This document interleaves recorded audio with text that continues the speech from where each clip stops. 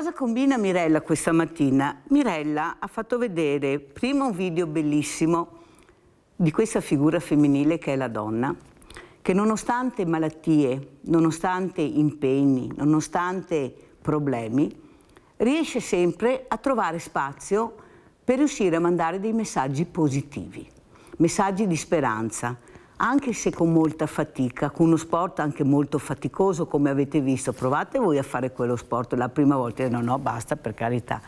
Però ci vuole costanza, pazienza, perché l'obiettivo è quello di star bene, che passi il messaggio della prevenzione e aiutare. Saranno ospiti questa mattina queste donne, però prima io voglio leggere ancora il viaggio di mamma Teresa, un'altra donna, che voi sapete leggo tutte le mattine, per far capire la forza di questa figura femminile, di questa mamma che cerca disperatamente questo figlio, uno dei 5 figli, che non torna più dalla guerra, ma lei vuole a tutti i costi che lui torni a casa, lei vuole sapere, magari le spoglie, ma vuole ritornare con suo figlio.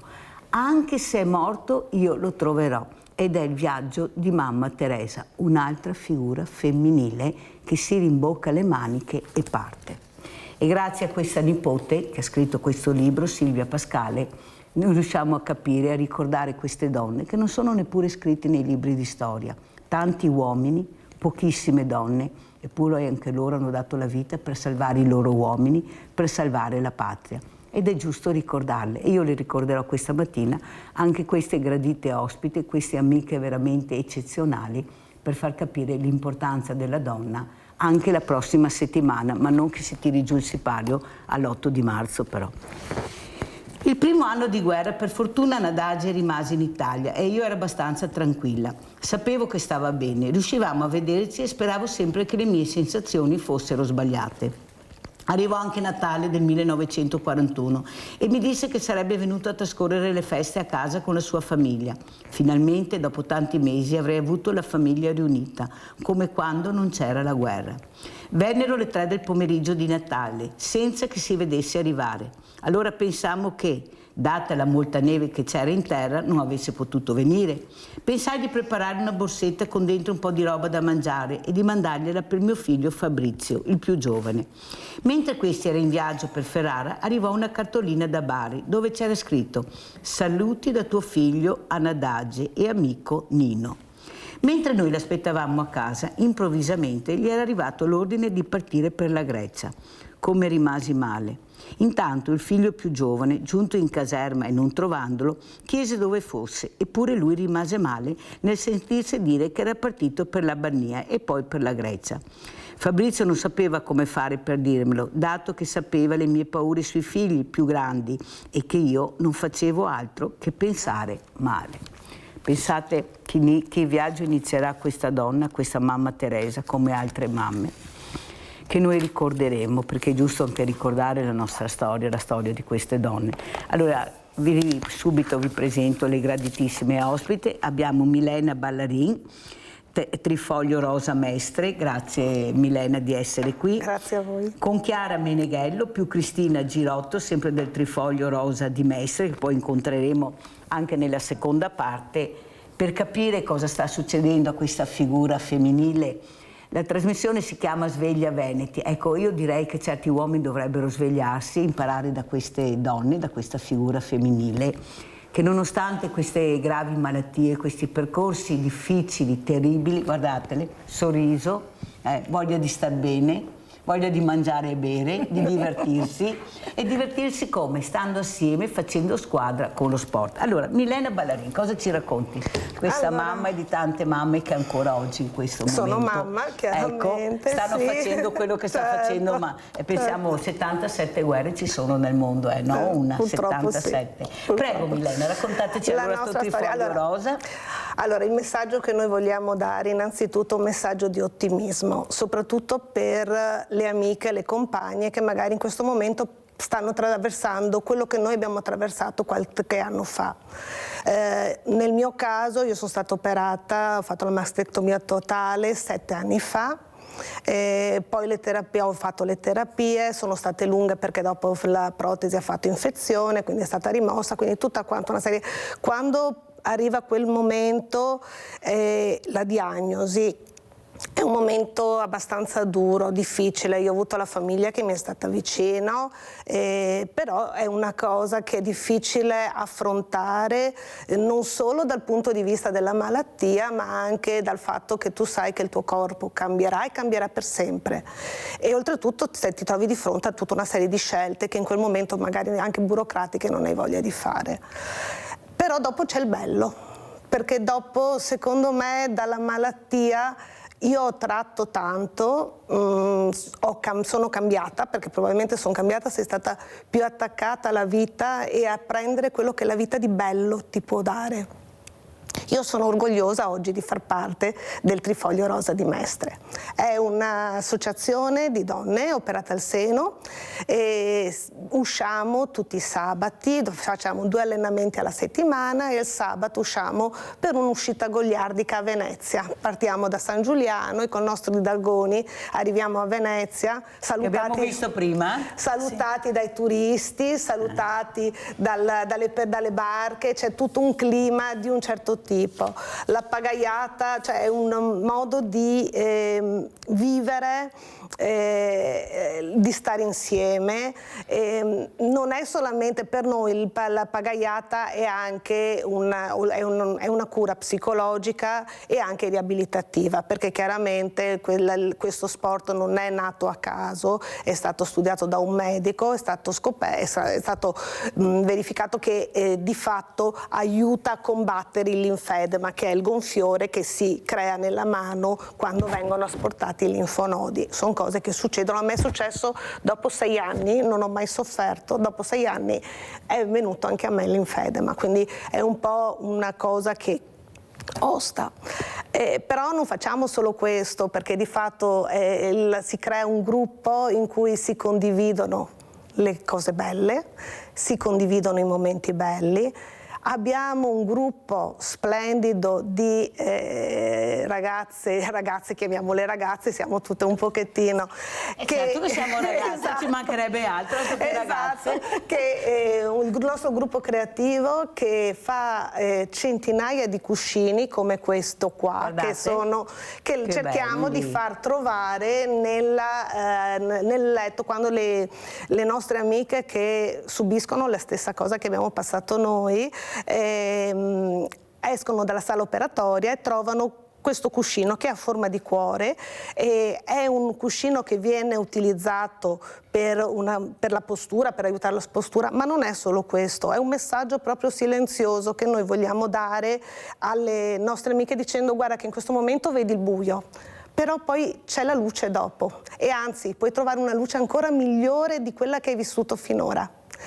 E lo è testimoniato. Io ci tengo in questo momento, il messaggio appunto che noi vogliamo dare è innanzitutto un messaggio di ottimismo.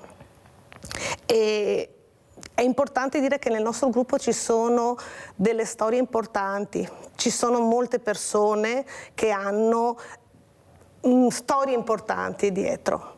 E in questo momento penso sia doveroso da parte nostra fare il nostro elogio a una nostra amica, certo, che è la Chiara Ruaro, che di fatto è il nostro, in questo momento fa parte del direttivo del Trifoglio Rosa Mestre. Secondo me è proprio l'emblema della forza della donna, perché lei ha avuto appunto la diagnosi di un tumore metastatico e durante le terapie si è laureata in giurisprudenza e ha fatto tutta una serie di cose, compreso un cortometraggio, che lei non si è abbattuta come nessuna di noi deve abbattersi dopo la malattia, tant'è che ha fatto un cortometraggio assieme a un'amica di Salerno, Teresa Giordano, e la prossima settimana queste nostre 2 amiche saranno ospiti da Sergio Mattarella e riceveranno il conferimento dell'onorificenza al merito della Repubblica Italiana. Avete capito? Questo significa che non è solamente un riconoscimento, ma celebra soprattutto il cuore, la tenacia, la capacità con cui dopo una malattia bisogna affrontare la vita, a mio avviso. Brava, brava Milena Ballarin, queste parole che fanno capire l'importanza di sperare. Questo cuscino che ti dà la speranza, non sei sola. Quando trovi questo cuscino sai già che c'è qualcuno che pensa a te, che ti accompagnerà in un percorso terribile. Allora, Chiara Meneghello, intanto alziamo questa, alzala. Eccola qui. Ecco, facciamola vedere bene, ecco, Eccola mettila qui. proprio qui Questa davanti è che la la facciamo. pagaia. Ecco qua, la pagaia. Pensate, quando queste donne prendono questa, chissà in quella stretta, Chiara, quanto stress. Cercate di uscire, devo farcela, devo centrare l'obiettivo, dai, dai Chiara, rema, vai. Vero, ecco, vero. cosa vuol dire? Ecco, la pagaia. Allora, come diceva Milena, no? Il trifoglio rosa è due cose fondamentali. È un APS, quindi un'associazione di promozione sociale, impegnata in tantissime attività, tra cui appunto anche il cuore, il cuscino del cuore, ma anche siamo impegnate con l'ASL 3 in un progetto che coinvolge dottori e tatuatrici per dare gratuitamente la possibilità a donne operate al seno di poter ricostruire, quindi tatuare il capezzolo alle persone, alle donne. Esatto, esatto. Ecco. E siamo anche e soprattutto una squadra che gareggia, che quindi pratica il Dragon Boat. Vediamo anche delle foto per cortesia dalla regia, così vediamo anche, sì. Ecco, rimettiamole per cortesia perché sono molto belli, intanto che parlano rivediamo ecco, la storia della pagaia, la storia di queste donne. Prego, quante siete, Chiara? Siamo tantissime, siamo quasi 50. Pensate. E ci tenevo a dire che la maggior parte sono donne che è BCS, quindi donne operate al seno, ma abbiamo tante preziosissime supporter, quindi donne che non hanno ovviamente un percorso di malattia, ma che ci affiancano e ci sostengono in tutto e per tutto, anche nelle competizioni. La squadra, appunto, come si diceva prima, lo svolgimento principale è quello riabilitativo, e quindi, come diceva prima Milena, il movimento, la pagaiata è un linfodrenaggio naturale che quindi aiuta noi a prevenire o a limitare i problemi che possono venire appunto come il linfedema che parlava, ma è anche un modo di stare insieme, di creare una bolla in cui tutte dobbiamo pagaiare all'unisono, il movimento deve essere assolutamente simultaneo al ritmo della tamburina.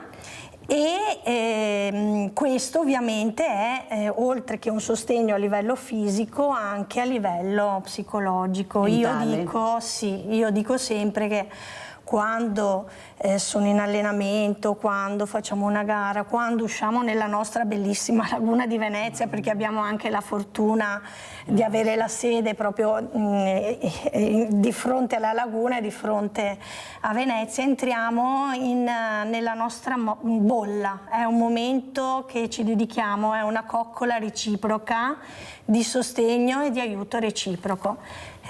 Aspetta, perché abbiamo Rinaldo da Venezia, se no mi cade la linea. Rinaldo, cosa vuoi dire a queste donne questa mattina? Vai Rinaldo. Cari ragazzi, che ne siamo? Una delle robe più belle, se stai sfortunare, allora che mi devo le barche in metà mestre, ho fatto la laguna per 50 anni, venivo via da Mestre di notte col Caigo, passaggio Giuliano, mi fermavo quando vedeva Caigo. Ed è un'altra roba. Gli altri, se stai brave, meriti tutto il sostegno, brave. Grazie. Perché se stai sfortunare nella vita, però ne sei io fuori bene. E a pagare, intanto a pagare così, deve inventare un altro nuovo modo di lavorare in laguna. E poi sei bravi, sei giovane, sei entusiasti e meriti tutto quello che hai. Bravi. Perché fa bene. Non solo che il spirito, ma bene anche il corpo, proprio e poi compagnia, ragazzi, c'è compagnia, c'è tutto, ti ha capito? Perché no, uno che sembra quando parlerete e gli altri vedo che sono tutte brave figlie. Grazie caro Rinaldo, grazie, ti ringrazio anche per il sostegno, anche come figura maschile stai dando a queste donne. Speriamo che qualche uomo riesca a capire l'importanza anche loro di mettersi in prima linea, ecco, di riuscire a cercare di aiutare e supportare. Io ho avuto una donna, anche lei di un'associazione, non mi ricordo che associazione, ma sempre malata di tumore al seno anche lei, che invece il marito l'ha lasciata. Ecco, quando ha saputo che lei aveva, questo grande problema, invece di supportarla, ha detto io non ce la faccio a fare un percorso così importante con te, e l'ha lasciata. E lei con figli ha detto ho dovuto rimboccarmi le maniche e cercare di superare il secondo trauma. Sì, capita spessissimo. Cosa vuoi dire, Chiara? Ma perché succede questo? No, perché a volte è difficile capire cosa cambia, cosa succede con la malattia. La malattia stravolge tutto, cambia tutto, e quindi è difficile, come dire, sopportare il peso della malattia già dalla persona che ha questo tipo di diagnosi, ma è anche difficile stargli vicino. Io e Milena appunto siamo state molto fortunate, perché la mia famiglia si è chiusa attorno a me, ha proprio fatto cerchio, e anzi è stato un sostegno senza il quale probabilmente non ce la si fa, o non ce la si fa così bene come quando invece si ha attorno l'amore e il sostegno ovviamente dei familiari. Ed è proprio per questo che è importante che esistano associazioni e squadre come la nostra, perché laddove una donna che si trova ad avere questo tipo di diagnosi e deve affrontare le cure, che sappiamo benissimo essere pesanti, e comunque a ricostruire una vita dopo, deve essere sostenuta. Sì, però è anche da capire, vedete, l'importanza di queste associazioni. Voi pensate a quelle donne, e sono tante, come hanno detto loro, sono poche, che non hanno questa fortuna, dicono loro. Io direi questo dovere di supporto, dovrebbe essere un dovere supportare la famiglia in un momento così drammatico. Se non ci fossero queste associazioni, pensate voi, o una impazzisce, perché come ha detto anche Milena, nel momento che ti diagnosticano questo tumore, cioè ti crolla il mondo, c'è niente da fare, cambia. Pensate, se non ci fossero queste associazioni e queste donne, quale veramente catastrofe sarebbe per questa figura femminile. Perché sì, l'ospedale, le migliori cure, perché bisogna dire la verità, guai chi dice che non è così, perché io ricevo anche le telefonate che ringraziano, ma è il dopo quando tu torni a casa, se non hai nessuno cosa fai, chi ti supporta? Ed ecco che arriva un altro momento magico, quando scopri che lo sport può aiutarti, indipendentemente della disciplina, ma lo sport, la squadra, ecco qua, la squadra che diventa famiglia, che diventa amicizia, che diventa compagnia, in momenti dove veramente tu saresti stata sola. Ecco Milena, la squadra, l'importanza, esco ma so che incontrerò la squadra, che staccherò la spina, che mi divertirò, che darò tutta me stessa, e quando ritornerò a casa non sarà più la Milena che è uscita, ma sempre un'altra Milena. Prego, certo. Milena. Lo percepisci anche quando monti e scendi dalla barca. Io sono, si vede, non sono proprio filiforme, non sono un fringuello, non sono proprio abile. Noi siamo al centro ma il fatto che la compagna vicino, c'è sempre il dare la mano, cioè non c'è una compagna che sale in barca o scende in barca senza tendere la mano e aiutarla a montare. È proprio, anche fosse solo questa piccola cosa, è un segno di unità, è un segno di comunione, è un segno. Dopo, chiaramente, siamo tante, abbiamo tante teste e quindi e siamo tutte donne, che anche quello sappiamo che quindi tutto sommato, però quando immaginatevi 40 donne nella laguna di Venezia, le risate, le chiacchiere che vengono fuori, il richiamo che c'è, perché chiaramente ti dicono rispettate il tempo, testa in barca, perché bisogna mantenere la concentrazione, ci sono le barche a motore che passano, ci sono dei punti in cui c'è una particolare, però l'aspetto della squadra, il fatto di cercare di fare anche qualcos'altro, il pranzo dopo la riunione, la cena dopo la riunione, cioè dei momenti conviviali con delle persone che comunque hanno attraversato la tua stessa cosa. Non occorre parlare. Allora adesso c'è al telefono Nadia. Nadia è una cara amica, fa parte della famiglia di Sveglia Veneti da tanti anni. Lei chiama sempre, una guerriera numero 1, anche lei malata oncologica, però è una guerriera incredibile, non riusciva ad avere l'accompagnatoria per il marito. Lei dice sono sola, devo occuparmi io di lui 24 ore su 24, nonostante la malattia, devo fare tutto. Però non si è mai arresa. Io l'ho supportata sempre come potevo e lei è riuscita ad ottenere l'accompagnatoria. Proprio l'altro giorno ha chiamato in diretta. Perciò io devo fare i complimenti di più a Nadia, questa tosta, devo farcela. Ogni ospite che io avevo che riguardava questa situazione, lei lo diceva, ma non è possibile, la commissione cosa fa, cosa mi dice, ma cosa devo fare? Perciò Nadia, cosa vuoi dire a queste sorelle, perché sono sorelle, amiche, che hai incontrato questa mattina? Prego Nadia. Ciao Mirella, dico ciao anche a loro perché sono una di loro. E niente, io sono stata operata nel 24 e mastectomia totale sinistra. Ho fatto la chemio 1 anno e mezzo, l'ho finita in aprile del 25. Comunque andiamo avanti che siamo forti, siamo niente, non ho parole da dire e come ha detto Mirella mi batto, non mi sono depressa per niente, anzi sono tornata più forte di prima. E comunque i complimenti a voi. Io non posso andare a fare le regate come fate voi perché ho degli impegni grossi. Grazie, arrivederci e buona giornata e viva le nostre donne.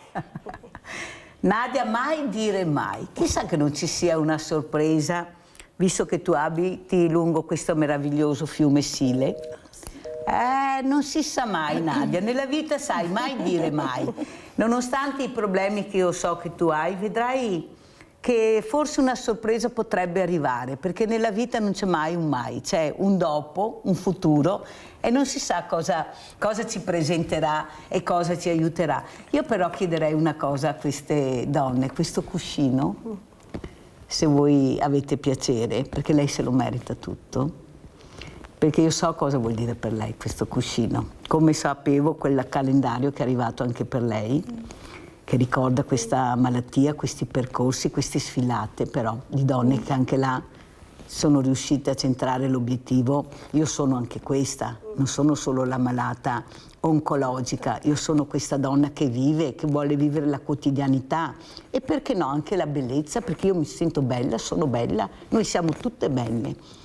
Siamo belle perché c'è questa gioia dentro, questa voglia di vivere, questa voglia di lottare, questa voglia di esserci. Perciò Nadia, hai visto già che loro hanno detto sì a questo omaggio che loro ti faranno, perché io che so il percorso di Nadia e di tante donne è un segnale importante ragazze, quello che avete portato questa mattina, perché quando una vede questo cuscino rivede la sua vita, rivede la vostra, sa che di non essere sola, che c'è un numero di telefono e non deve veramente deprimersi, perché la depressione è terribile. Guardate la solitudine cosa riesce a fare. Milena, ecco, e lo sport ad esempio. Io volevo capire perché non riusciamo a capire che questi ragazzini e ragazzine sopra le righe, invece di fare dei percorsi che io non condivido, l'ho detto, cioè io non condivido che portino a spasso i nonnini, sì anche quello, ma non solo quello, di imparare invece cos'è il sacrificio vero, lo sforzo, il sudore, la fatica, perché forse non abbiamo capito niente. Questa rabbia che c'è all'interno di questi corpi giovani, invece di tirarla fuori nella maniera sbagliata, cerchiamo di tirarla fuori nella maniera giusta, magari anche con voi. Perché no? Voi che potete, che siete mamme poi oltretutto, siete nonne a volte, capite l'importanza di parlare con questi ragazzi che non parlano, e non tutti, perché guardate che quelli bravi io li difenderò sempre, sono tantissime che non ce li fanno vedere, non c'è niente da fare, là è il grande problema.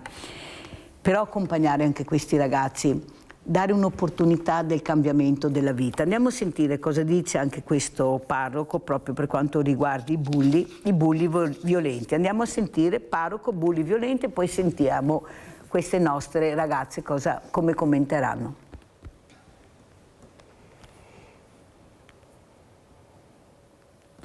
Abbiamo scelto intanto di concentrarci per iniziare su una formazione per i genitori sul dialogo tra generazioni, quindi genitori e figli, e anche sull'affettività e quindi l'espressione dei sentimenti, degli affetti in modi che possono diventare appunto importanti e significativi. Educare e supportare i genitori al dialogo, all'ascolto, al linguaggio dei sentimenti. A Trevignano si fa fronte anche così al disagio giovanile che sempre più spesso diventa violenza, come è successo domenica scorsa ai campetti della parrocchia Signoressa con due fratelli marocchini di 15 e 17 anni che hanno aggredito con ferocia per un banale fallo di gioco due fratelli italiani di 17 e 22, con il secondo sottoposto nelle scorse ore a un delicato intervento maxillofacciale, aggressività che interroga l'intero territorio, dove ad aprile si inizierà un nuovo ciclo di incontri con psicologi ed esperti. Anche prima di questa emergenza già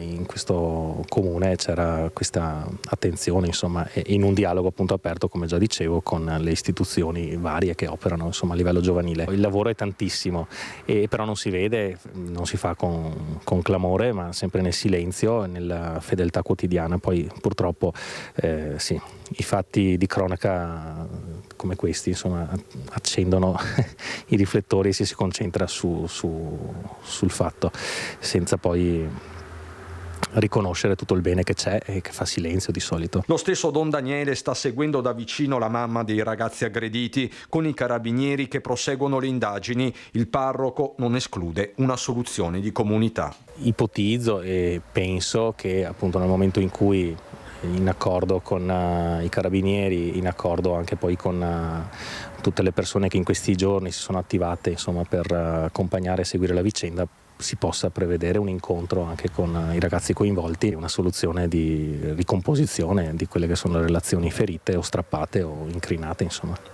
Perché c'è spazio per il perdono in questi casi? Il perdono è un dono ed è una scelta che una persona arriva a donare, a fare, a dare a chi lo chiede, e non è solo un chiedere scusa che risolve le questioni. Certo, sarebbe bello poterci arrivare. Bella la parola perdono, perdono, donare, perdono.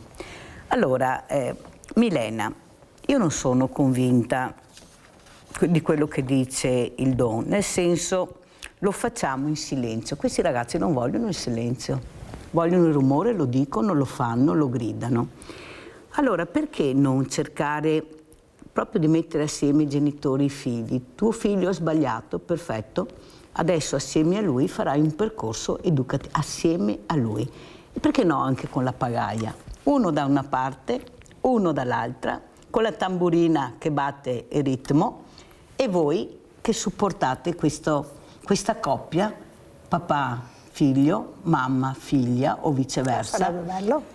Io non riesco a capire perché non riusciamo a entrare nel sistema. Io ho tantissime associazioni sportive che dicono noi accoglieremo questi ragazzi, questi genitori, ma nessuno ci chiama. Dove vanno? Nelle RSA. per forza, pronte, scatola, butto dentro, risolvo il problema. L'hanno detto ieri, ho avuto, voi l'avete sentito, una delle componenti di questa associazione importantissima, l'Opera, che si occupa di carcere. Anche lei ha detto: io vado nelle RSA ma non c'è nessun controllo, questi ragazzi fanno quello che vogliono, non è che, ecco, non sarà così dappertutto, non è che forse qualcuno passa il cerino velocemente, essendoci già questa struttura, tanto è dentro là, è al sicuro, ci sono i nonni, perché mandarlo, io sono convinta, in queste associazioni sportive diventa un impegno anche per le forze dell'ordine, per i genitori, sono quasi sempre minori. Sapete che la Mirella l'ha raccontato a voi che una giudice mi ha detto che non può obbligarli a fare sport. Bene, ho detto, però li obbligate a portare la borsa della spesa, a andare, allora là va bene. Ecco, Milena, tu cosa vorresti dire? Tu saresti dell'idea di Mirella di accompagnarli in versi di percorsi dove c'è la squadra, c'è la regola, c'è il sacrificio, il sudore, la scuola e dopo voi? Parlo in generale come sport, prego. Secondo me i ragazzi di oggi hanno due traumi importanti. Il Covid, che purtroppo li hanno abituati a vivere in un mondo chiuso, e i social, che di fatto alle volte, piuttosto che interagire con gli altri, preferiscono chiudersi nella loro camera e avere un mondo virtuale che non sempre porta il confronto che nello sport ci vuole. Lo sport di squadra è fondamentale, il supporto dei genitori, a mio avviso, è fondamentale. Io una cosa, se posso permettermi, noto di differenza tra i nostri tempi e i tempi di oggi, forse. Ai nostri tempi, se combinavamo una marachella, i genitori ci davano la nostra.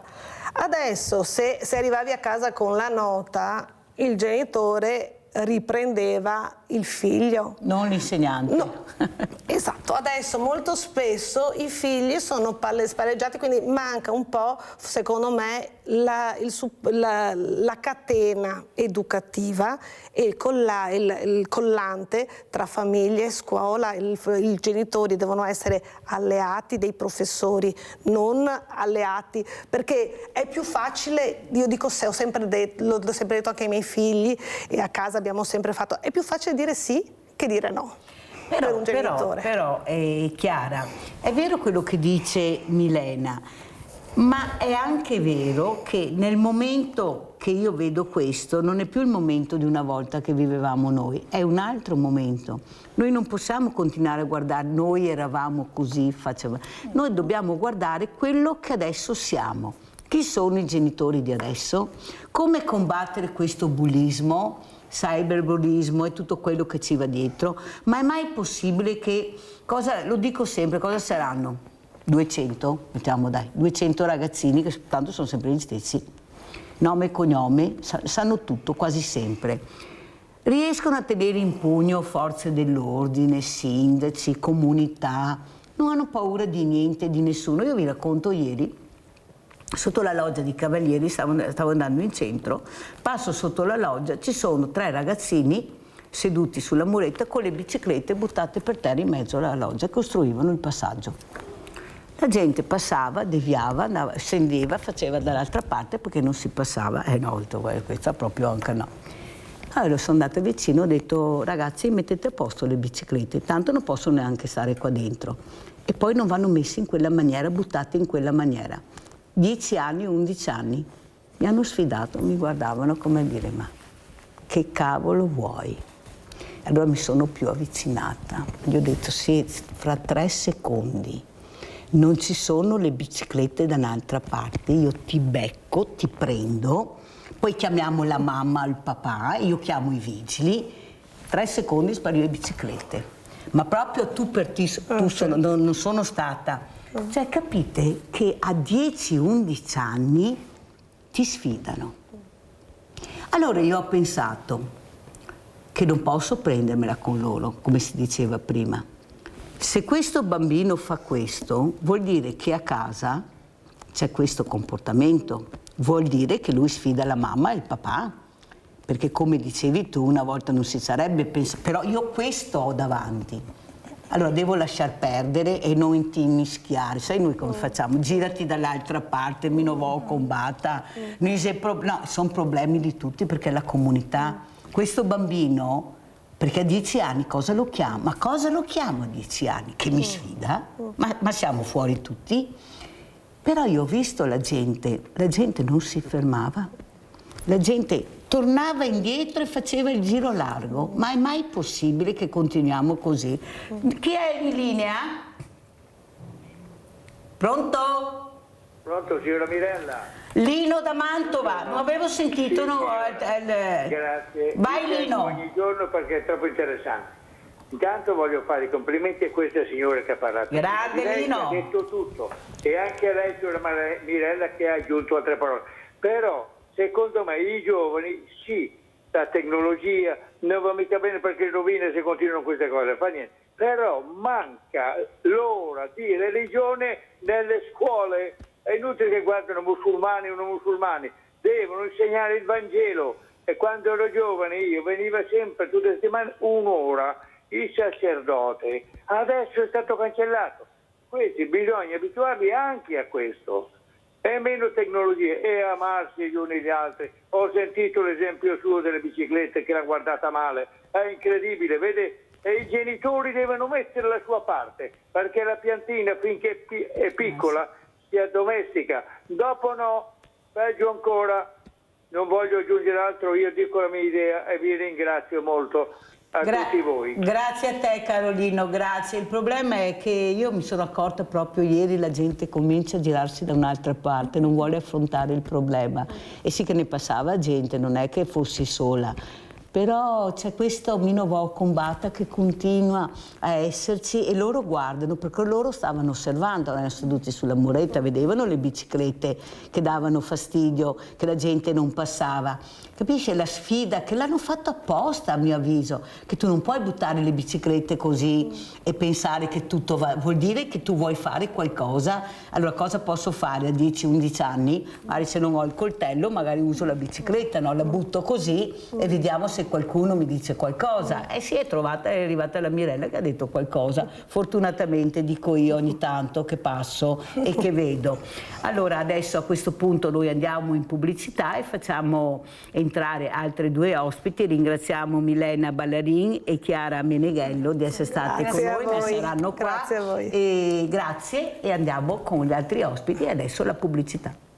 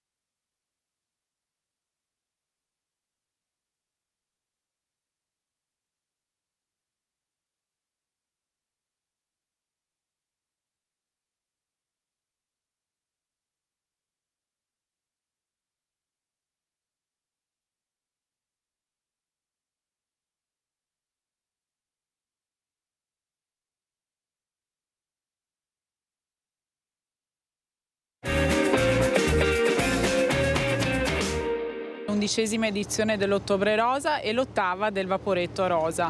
Attraverso un linguaggio universale, anche simbolico, che è quello del viaggio, vogliamo arrivare a tutte le donne del nostro territorio, anche alle più giovani, per ricordare quanto sia importante la prevenzione e soprattutto anche informarsi e conoscere quelli che sono i percorsi. Anche le donne al di fuori dell'età di screening devono ricordare quanto sia significativo per la propria salute anche effettuare dei controlli periodici e adottare degli stili di vita sani. 100 eventi in 30 giorni nei 44 comuni veneziani. L'Ottobre Rosa di Venezia salpa con il vaporetto della prevenzione per le isole della Laguna e l'autobus per la terraferma, da Chioggia a Padova, Treviso e Verona. In questi anni abbiamo investito molto appunto sulla prevenzione e i risultati si vedono. Le terapie, le competenze, anche il ruolo dei volontari che supportano le donne in questo percorso hanno fatto sì che malattie che una volta erano viste come un qualcosa di drammatico oggi vengano vissute con più serenità. Anche dal punto di vista della sessualità dopo la malattia, come ricorda la nota ginecologa social, madrina speciale insieme a Sabrina Salerno, oggi assente per impegni. Dobbiamo considerare che non abbiamo solo donne grandi di età, ma abbiamo anche tantissime giovanissime, e oggi fortunatamente abbiamo anche delle terapie che possono fare. Fino a qualche anno fa avevamo anche difficoltà a trattarle perché non c'erano farmaci e non c'erano dei meccanismi, diciamo, dei sistemi terapeutici. In questo momento invece li abbiamo, e quindi invito tutte le donne che hanno difficoltà ad avere rapporti e che stanno lottando con la malattia o che hanno finito di lottare a rivolgersi al loro ginecologo, perché c'è una soluzione anche per tornare ad essere sessualmente attive e soddisfatte. A bordo del vaporetto si effettuerà il controllo senologico gratuito con i medici della Breast Unit dell'ULSS 3. Le visite saranno su prenotazione, telefonando dal lunedì al venerdì dalle 8:30 alle 12:30 alla segreteria LILT. Un'edizione speciale questa in ricordo del presidente Pianon, mancato lo scorso febbraio. L'ottobre quest'anno è proprio dedicato a Carlo Pianon, che è stato uno dei pilastri dell'Ottobre Rosa qui a Venezia, e non solo, perché era un grande medico conosciuto da tutta la cittadinanza e che ci ha lasciato un grande vuoto, ma anche un grande messaggio di speranza. Un altro viaggio di speranza. Sentiamo cosa ne pensa anche un'altra donna, anzi sono due, Michela Calzavara e Cristiana Girotto. Ecco, di quello che abbiamo sentito, tanto rosa, vaporetto rosa, mezzi di trasporto rosa. È l'uomo in rosa, che non è gay, perché adesso portano i maglioni rosa, le camicie rosa, le polo, hanno capito che non è il colore, è la testa. Una volta se uno te lo vedevi rosa già gli era gay, ecco, perché così si ragionava. Adesso invece c'è una cultura diversa, fortunatamente. L'uomo ha capito che non è il colore, ma è la testa, la sua testa che deve funzionare. Ecco, Cristiana Girotto, cosa vorresti dire a questi uomini? Perché a quelli bravi è inutile parlare, se sei bravi, cioè è inutile dire che sei bravo o uno bravo. A quelli meno bravi, a quelli che ancora una volta abbiamo sentito anche da Milena Ballarin e da Chiara Meneghello, questi uomini che abbandonano la moglie, la famiglia, la compagna, perché la parola tumore, cancro fa ancora paura. Io non riesco a sopportare questa parola, non riesco a accompagnarti in questo percorso. Ecco, questi uomini, prossima settimana sarà la settimana, ecco, l'8 marzo, perciò festa della donna. Io vorrei che parlassero gli uomini, perché noi abbiamo già dato, non sappiamo neanche più cosa dire, cosa fare, cioè più di così non è che possiamo dare. Cosa dite, ragazze? Ecco, cosa vuoi dire a questi uomini che ancora non capiscono l'importanza della figura femminile, il valore? Questi uomini sono uomini in difficoltà che vanno aiutati e purtroppo... Non so mi fa croce rossina, Cristiana, no, ti prego. No. Io dico una cosa, allora, quando appunto saltano dei meccanismi, c'è una malattia, ci sono delle terapie, magari parte una depressione da parte di chi... Aspetta, perché ti era caduto il microfono. Grazie. Aspetta che ti metto. Ecco qua, vai. Aspetta che lo chiudiamo un pochino perché sennò... Sì. Oh, perfetto, vai. Allora, riprendiamo. Se no, di non fare la croce rossina, dai. No, tendo, purtroppo ho questo difetto, tendo a fare la croce rossina, faccio una premessa. Però salta tutto, salta un rapporto che cambia, parte anche la depressione, proprio perché c'è una diagnosi, hai fatto delle terapie, hai fatto delle cure, degli interventi e non sempre ci riescono. Devono essere forti. Purtroppo la forza... tante volte l'abbiamo noi interiore e viene fatta un'elaborazione, è difficile che ce l'abbiano.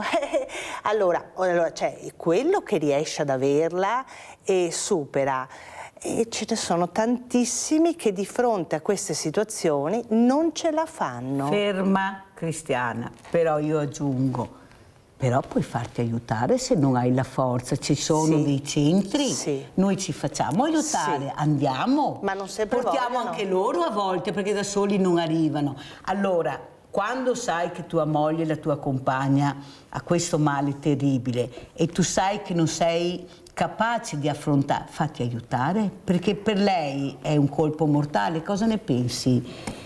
Sentiamo anche Michela Calzavara. Allora, diciamo che anche se li puoi aiutare, ci sono i psicologi di sostegno nel percorso oncologico, ma se uno vuole lo fa, se non vuole non lo fa. Quindi se questi uomini che poi possono essere... Guardali che ti stanno guardando, vai. Possono essere uomini, mariti, compagni, possono essere amici, possono essere vicini di casa, possono essere passanti, credono di mollare per la paura di non farcela, perché si pensa di dover fare il miracolo. No, non devono fare nessun miracolo, il miracolo lo fa la scienza. Il miracolo lo fa l'oncologo, se vogliamo parlare di miracolo. Devono soltanto fare un sorriso, devono fare poche cose, piccole. Un saluto, un caffè al bar, un aperitivo, una passeggiata. Un abbraccio, una carezza, un film, un libro, ma basta veramente poco.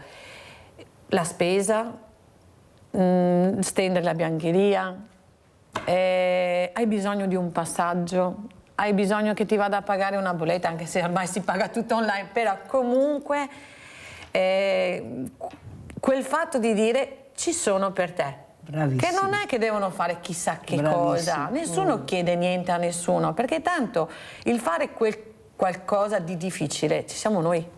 Anna Maria da San Donato, poi continuiamo, vai Anna Maria. Ecco, io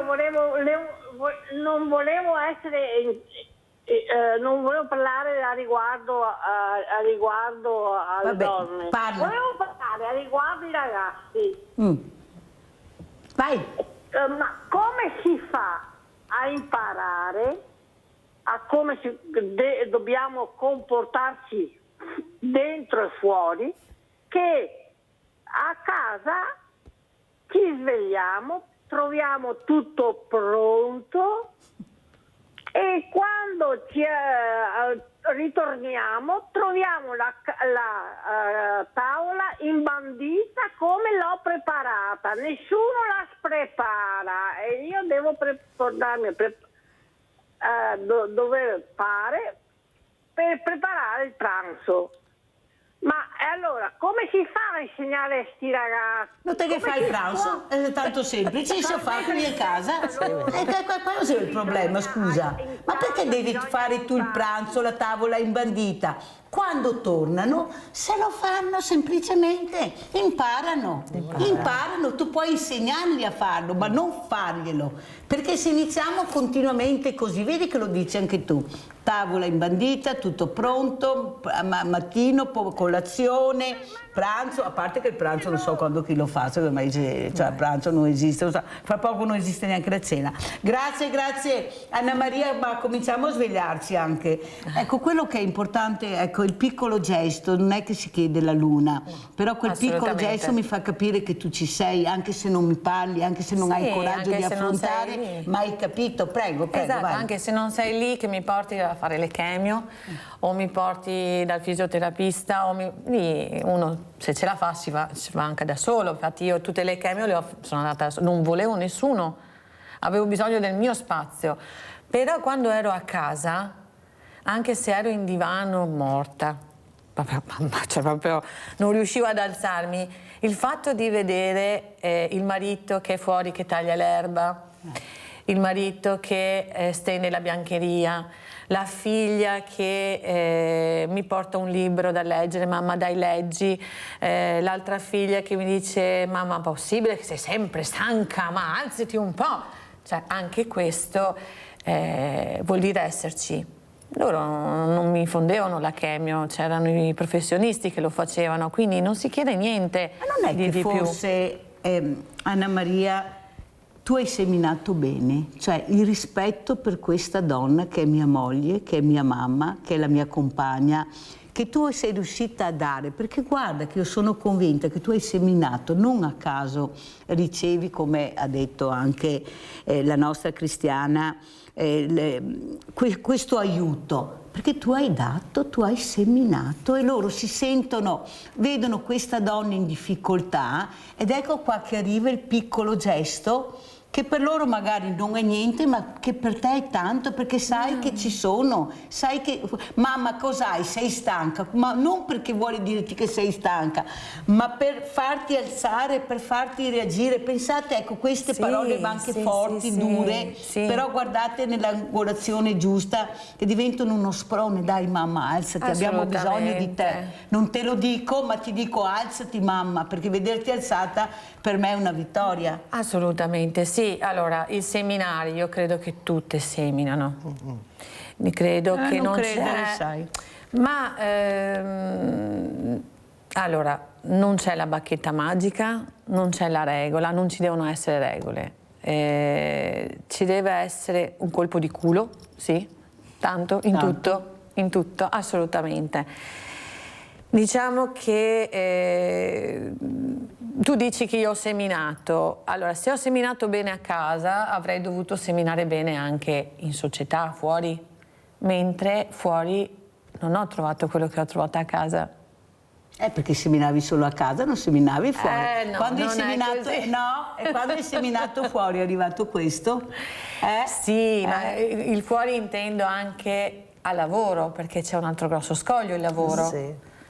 Il tornare al lavoro non è facile.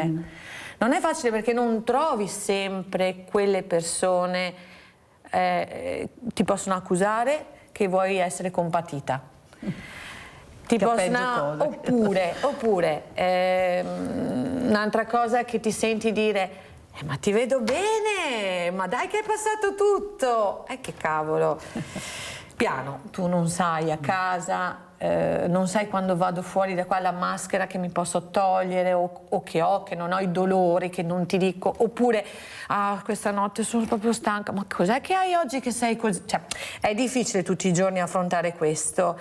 Si impara, perché facciamo percorsi di sostegno, si impara, si deve imparare, se no ci fustighiamo continuamente, anche no. Quindi diciamo che si prova, si cerca, si impara tutti i giorni. Non è che forse, Anna Maria, siamo diventati...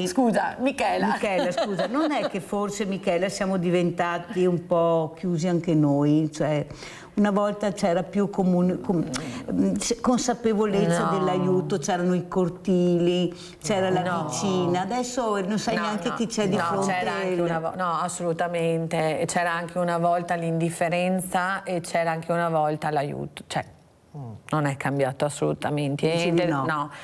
Diciamo che è diverso, assolutamente sì, non è uguale, sono più possibilità, c'è più roba, c'è tanto, quindi si può andare avanti. Antonio da Padova, ecco l'uomo che arriva, vai Antonio. Pronto, buongiorno Mirella e buongiorno anche Buongiorno caro. Bene, si parla tanto dei giovani. Io ormai sono diversamente giovane, però Mirella, io ho fatto il militare quando ero giovane. Alzate un po' perché si sente poco, grazie. Prego Antonio. Ho fatto il militare quando avevo 18 anni, poi dopo il militare sono venuto a casa, poi magari volevo fare un po' di testa mia, cosa ho fatto? Ho preso su e sono andato fuori di casa, 3 anni fuori di casa. Oddio, non stavo male, non stavo neanche bene perché comunque, però esperienze che si facevano. Adesso purtroppo che ho l'età avanzata, ho i miei figli che sono in casa e non riesco a farmi fare quello che voglio io.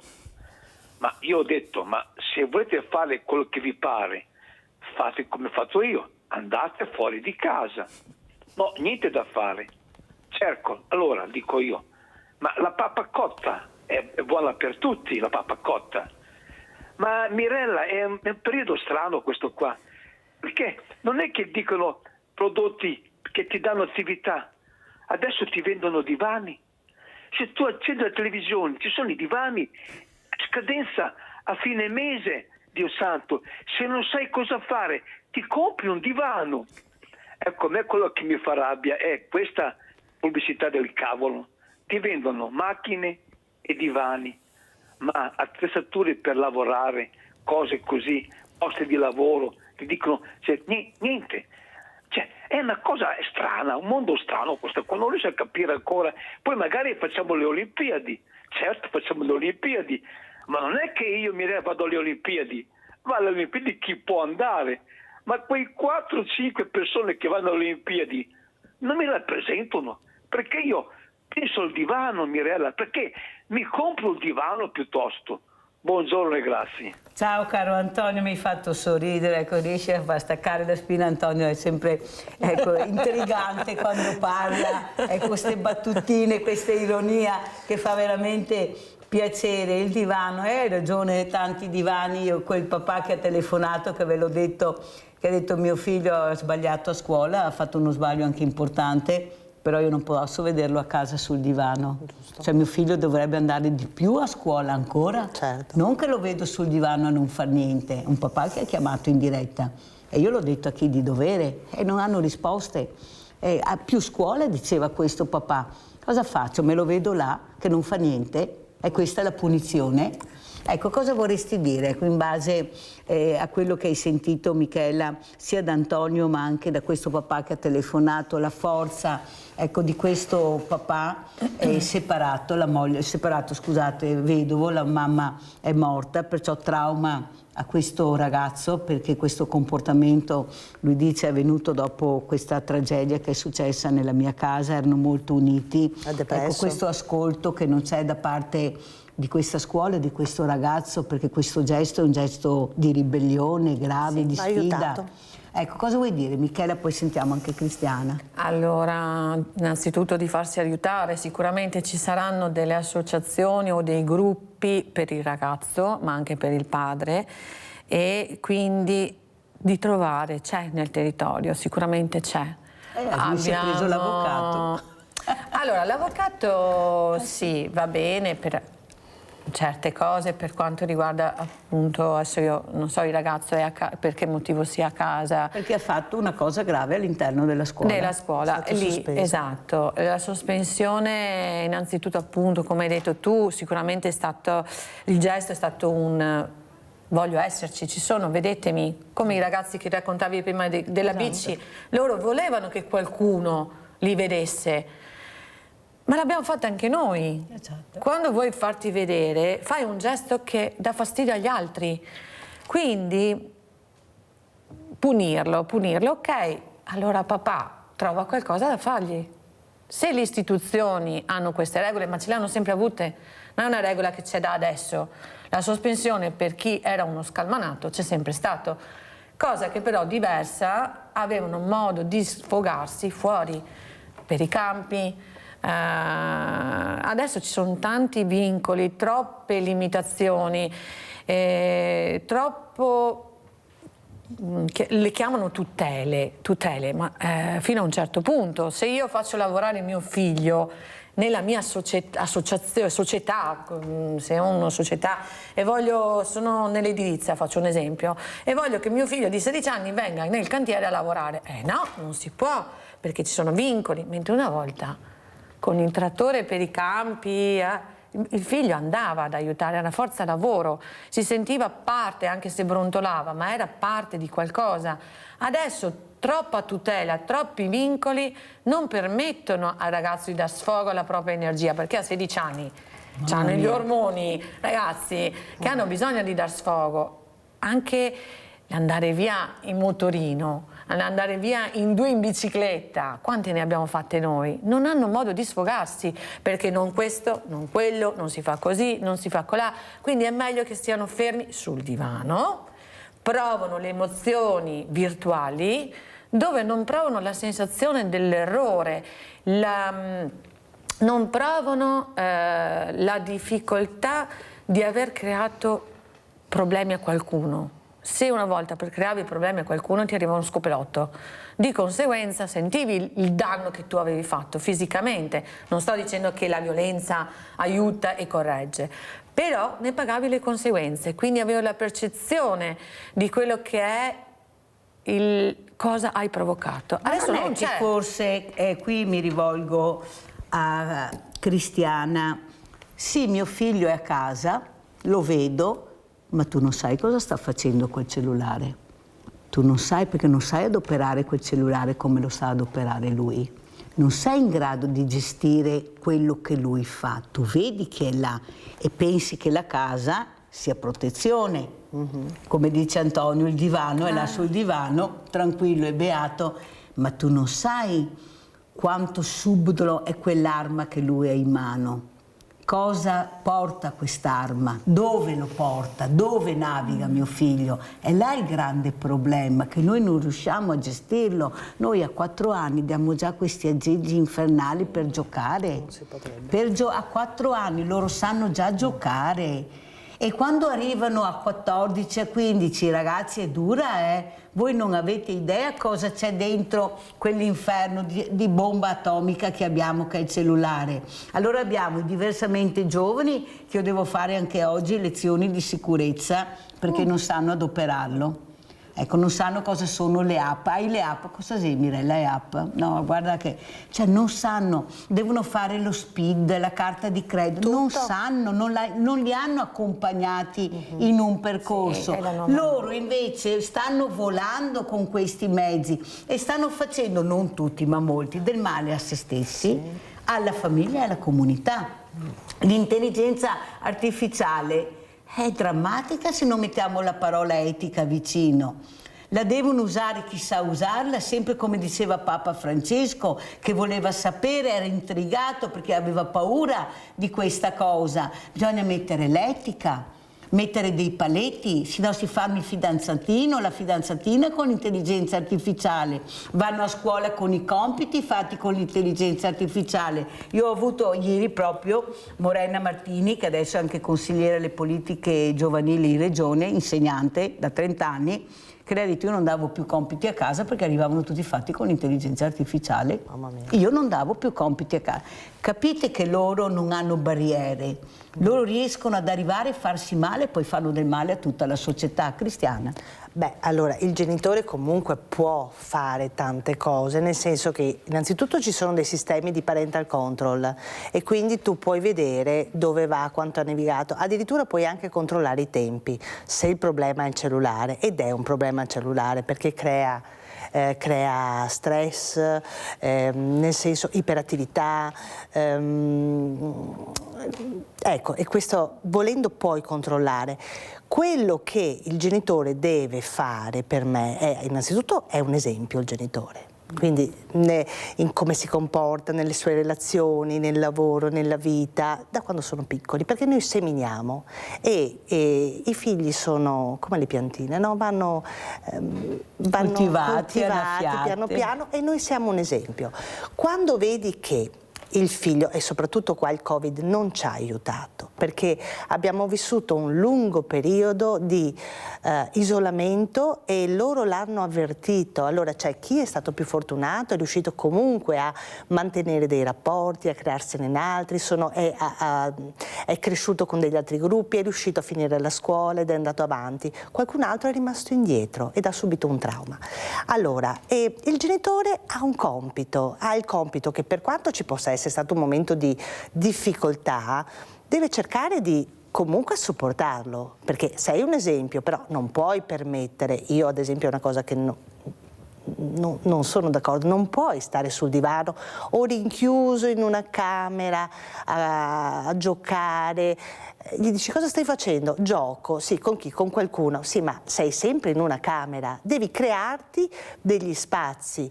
Io dico sempre: leggere, aprire la mente, andare fuori, creare relazioni. L'attività sportiva è una cosa fondamentale. Poi, che sia uno sport individuale, e quella è una cosa, ti dà un tipo di disciplina. Ad esempio io faccio anche yoga, ma dopodiché c'è lo sport di gruppo, quindi piano piano seminiamo quali sono gli sport di gruppo che possono far uscire questo ragazzo, se c'è stata una sospensione, cosa, e piano piano lo si fa uscire. C'è un qualche cosa che interessa, si sa che c'è qualche cosa che gli piace? Puntiamo su quello, farlo uscire in un mondo bellissimo che ci offre tante di quelle opportunità di vivere al meglio. Grazie, perché abbiamo forato, ci sono altri ospiti che attendono, allora noi ringraziamo, ma rimangono ancora con noi sia Cristiana che Michela. Anche nella seconda parte entreranno anche le altre persone e allora adesso andiamo in pubblicità.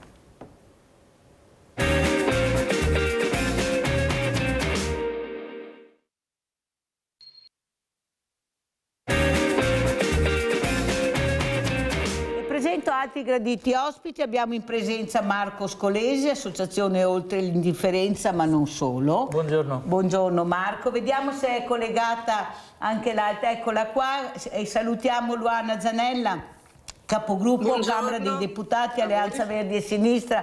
Buongiorno Luana Zanella, grazie di essere qui, mi fa piacere perché questa mattina siamo col trifoglio rosa, queste donne toste, queste donne che nonostante la malattia hanno capito l'importanza di seminare anche con lo sport, dare speranza, fare prevenzione, però dobbiamo supportarle. Allora partirei proprio da lei, Luana Zanella, cosa vuole dire a queste donne? Qui abbiamo in presenza Milena Ballarin, poi ne vedrà altre, ecco questa grande voglia di aiutare anche con uno sport duro. Prego Luana. Beh, prima di tutto voglio esprimere tutta la mia vicinanza e anche comunicare che alla Camera dei Deputati e al Senato della Repubblica si è formato da tanto tempo ormai, da anni, un intergruppo che proprio si intitola Lotta al cancro, però si interessa di tutte le problematiche connesse e siamo molto vicine soprattutto alle donne. E con le colleghe proprio mercoledì prossimo avremo un importante incontro per stabilire la programmazione assieme alle varie associazioni del nostro lavoro comune, che è soprattutto la comunicazione, che è organizzare eventi, che è rendere vicino il problema delle persone colpite da queste malattie, spesso anche in alcuni casi rare, poco conosciute, tutta la comunità, perché è la comunità, oltre che agli specialisti e ovviamente alle strutture sanitarie e sociosanitarie, che si deve far carico di questa accoglienza e di questa capacità di comprendere anche per tempo che è un problema che riguarda tutte e tutti e ciascuno e ciascuna di noi e che nella vita che speriamo essere il più lunga e serena possibile, può capitare dei momenti drammatici, possono capitare dei momenti drammatici a cui per quanto siamo, come dire, consapevoli e attrezzate, parlo anche di una come me, colpiscono molto duramente nel profondo, perfino nell'inconscio. E quindi c'è bisogno di consapevolezza, di aiuto, ma anche di molte risorse, perché non possiamo risparmiare tutte le parte importante delle risorse che vanno dedicate a questi problemi che non sono, ripeto, strettamente sanitari. Allora, onorevole, volevo capire una cosa, perché mi intriga questa parola. Noi collaboriamo, e non è la prima volta che lo sento da onorevoli senatori e senatrici, con le associazioni. Ma per entrare nel sistema di essere invitati da voi, come si fa? Perché io vedo sempre i soliti noti, quelli che fanno parte dei cerchi magici, mi scusi onorevole ma è così, glielo posso assicurare perché io qui le associazioni le invito tutte, e dicono ma noi esistiamo o no? Ma perché sono sempre quelle solite note che riescono ad arrivare nel sistema? Io non penso, onorevole Zanella, che sia il numero che fa forte l'associazione. Per me è la qualità dell'associazione, quelle che hanno dato, cosa hanno seminato, cosa fanno. Io mi ritrovo ad avere associazioni regolarmente iscritte in regione, tanto è vero che l'ho detto anche al nuovo presidente della regione Alberto Stefani, che ho avuto ospite la scorsa settimana, che noi dobbiamo anche capire, fare chiarezza, tanto chi sono le associazioni, cosa fanno, perché non è che tutti possiamo fare tutto. Se tu fai l'ascolto, devi fare l'ascolto. Se tu fai il trasporto, devi fare il trasporto. Se tu fai la borsa alimentare, fai la borsa alimentare. La Croce Rossa, e lo hanno detto, e glielo chiedo anche a lei se potete fare qualcosa, ha tanti giovani, perché li intriga, perché li rende veramente attivi. Ma perché la Croce Rossa nel 2026 deve dare ancora la borsa della spesa? Deve fare formazione la Croce Rossa in questo momento così delicato, dove abbiamo bisogno di infermieri, dove dobbiamo coinvolgere i ragazzi. Ma non è possibile che la Croce Rossa nel 2026, con i banchi alimentari che ci sono, debba fare ancora la borsa della spesa? E come invitare le associazioni? Magari a turno, non so. Io al Veneto abbiamo un numero di associazioni veramente incredibile, ma mi scusi, io ne vedo pochissime che arrivano alla Camera dei Deputati. Ho avuto la fortuna di incontrare Giuseppina Cassaniti, che è la presidente di Italiane Familiari Vittime della Strada, ma è l'unica che ho sentito. Non so, si vede che da Bologna in giù si invitano e da Bologna in su no. Onorevole, bisogna che fate anche qualcosa, lei è una veneta. Guardi, ma possibile che questo Veneto non sia mai presente? Beh, guardi, proprio 2 settimane fa abbiamo avuto alla Camera dei Deputati come ospiti, è stata fatta una conferenza stampa, le associazioni di caregiver, non tutte, una parte importante delle associazioni caregiver, e l'iniziativa è stata promossa da una delle mamme toste, che lei ha nominato prima, questa parola, di Verona. Io cerco sempre di mettermi in ascolto e in contatto del mio territorio. Poi va anche detto che ci sono delle realtà associative molto ben organizzate a livello nazionale e delle altre che sono invece attive, presenti e organizzate su un territorio più piccolo. Però le assicuro che se un'associazione del mio territorio mi chiede un incontro o viene da me nel mio ufficio o comunque anche con altre deputate e deputati a Montecitorio, la porta è aperta per tutti e per tutte. Ma è la prima volta che la sento, la ringrazio di averlo detto, onorevole, mi fa molto piacere, perché è la prima volta che lo sento, un invito ufficiale davanti alle telecamere di una trasmissione seguitissima, che possiamo venire a Monte. Ragazze, prendete nota che prestissimo andremo a Montecitorio, magari voi, ecco, perché siete importanti, siete una realtà importante. Marco Scolese, come commentiamo le parole dell'onorevole Zanella? Perché è importante quello che ha detto, noi ci siamo, cerchiamo di dare voce, parola, di ascoltare, prego. Ma ci sono 2 elementi che io, diciamo così, subito evidenzierei. Il primo è la disponibilità, le porte aperte di Montecitorio anche alla singola mamma tosta, ok? Quindi questo è un primo elemento sicuramente che va, come dire, valorizzato e anche sfruttato, quindi sì, perché no andare appunto a Montecitorio e portare le difficoltà, le criticità, ma anche i progetti delle associazioni. Il secondo punto è quello che ha detto l'onorevole Zanella, è il lavoro di intergruppo, cioè ci sono dei temi sui quali la politica in qualche modo smette di avere barriere, smette di avere, come dire, posizioni contrapposte e si lavora per un unico obiettivo. E quindi nel caso ad esempio della prevenzione o del sostegno, ecco, delle politiche in rosa, è bene, ecco, agire in maniera coordinata e appunto in interforze, perché ci sono delle questioni che non sono di parte, sono delle questioni che riguardano tutte quante noi, tutti quanti noi. Io stesso, ecco, nella mia esperienza personale, la mia famiglia conosce molto bene, ecco, il tema della malattia, per cui capisco l'importanza di associazioni come quella che ospiti qui stamattina, perché fanno un lavoro che è essenziale. Io non riesco a dire una cosa diversa da questo, è essenziale, perché affrontare la malattia con il giusto sostegno è la differenza tra una sofferenza insopportabile e una sofferenza che rimane però condivisa. Allora ci si sente parte di una comunità, ci si sente sostenuti e si accende quella speranza che nel percorso di terapie è la migliore compagna. Sentiamo come commenta Milena Ballarin, cosa vuoi dire all'onorevole e a quello che ha detto anche Marco Scolese. Prego, Milena. Io farei un esempio con il nostro dragone. Allora, se a livello politico si individuasse effettivamente un obiettivo, quando noi andiamo in barca abbiamo una meta e pagaiamo tutte insieme verso quella meta, per raggiungere la meta.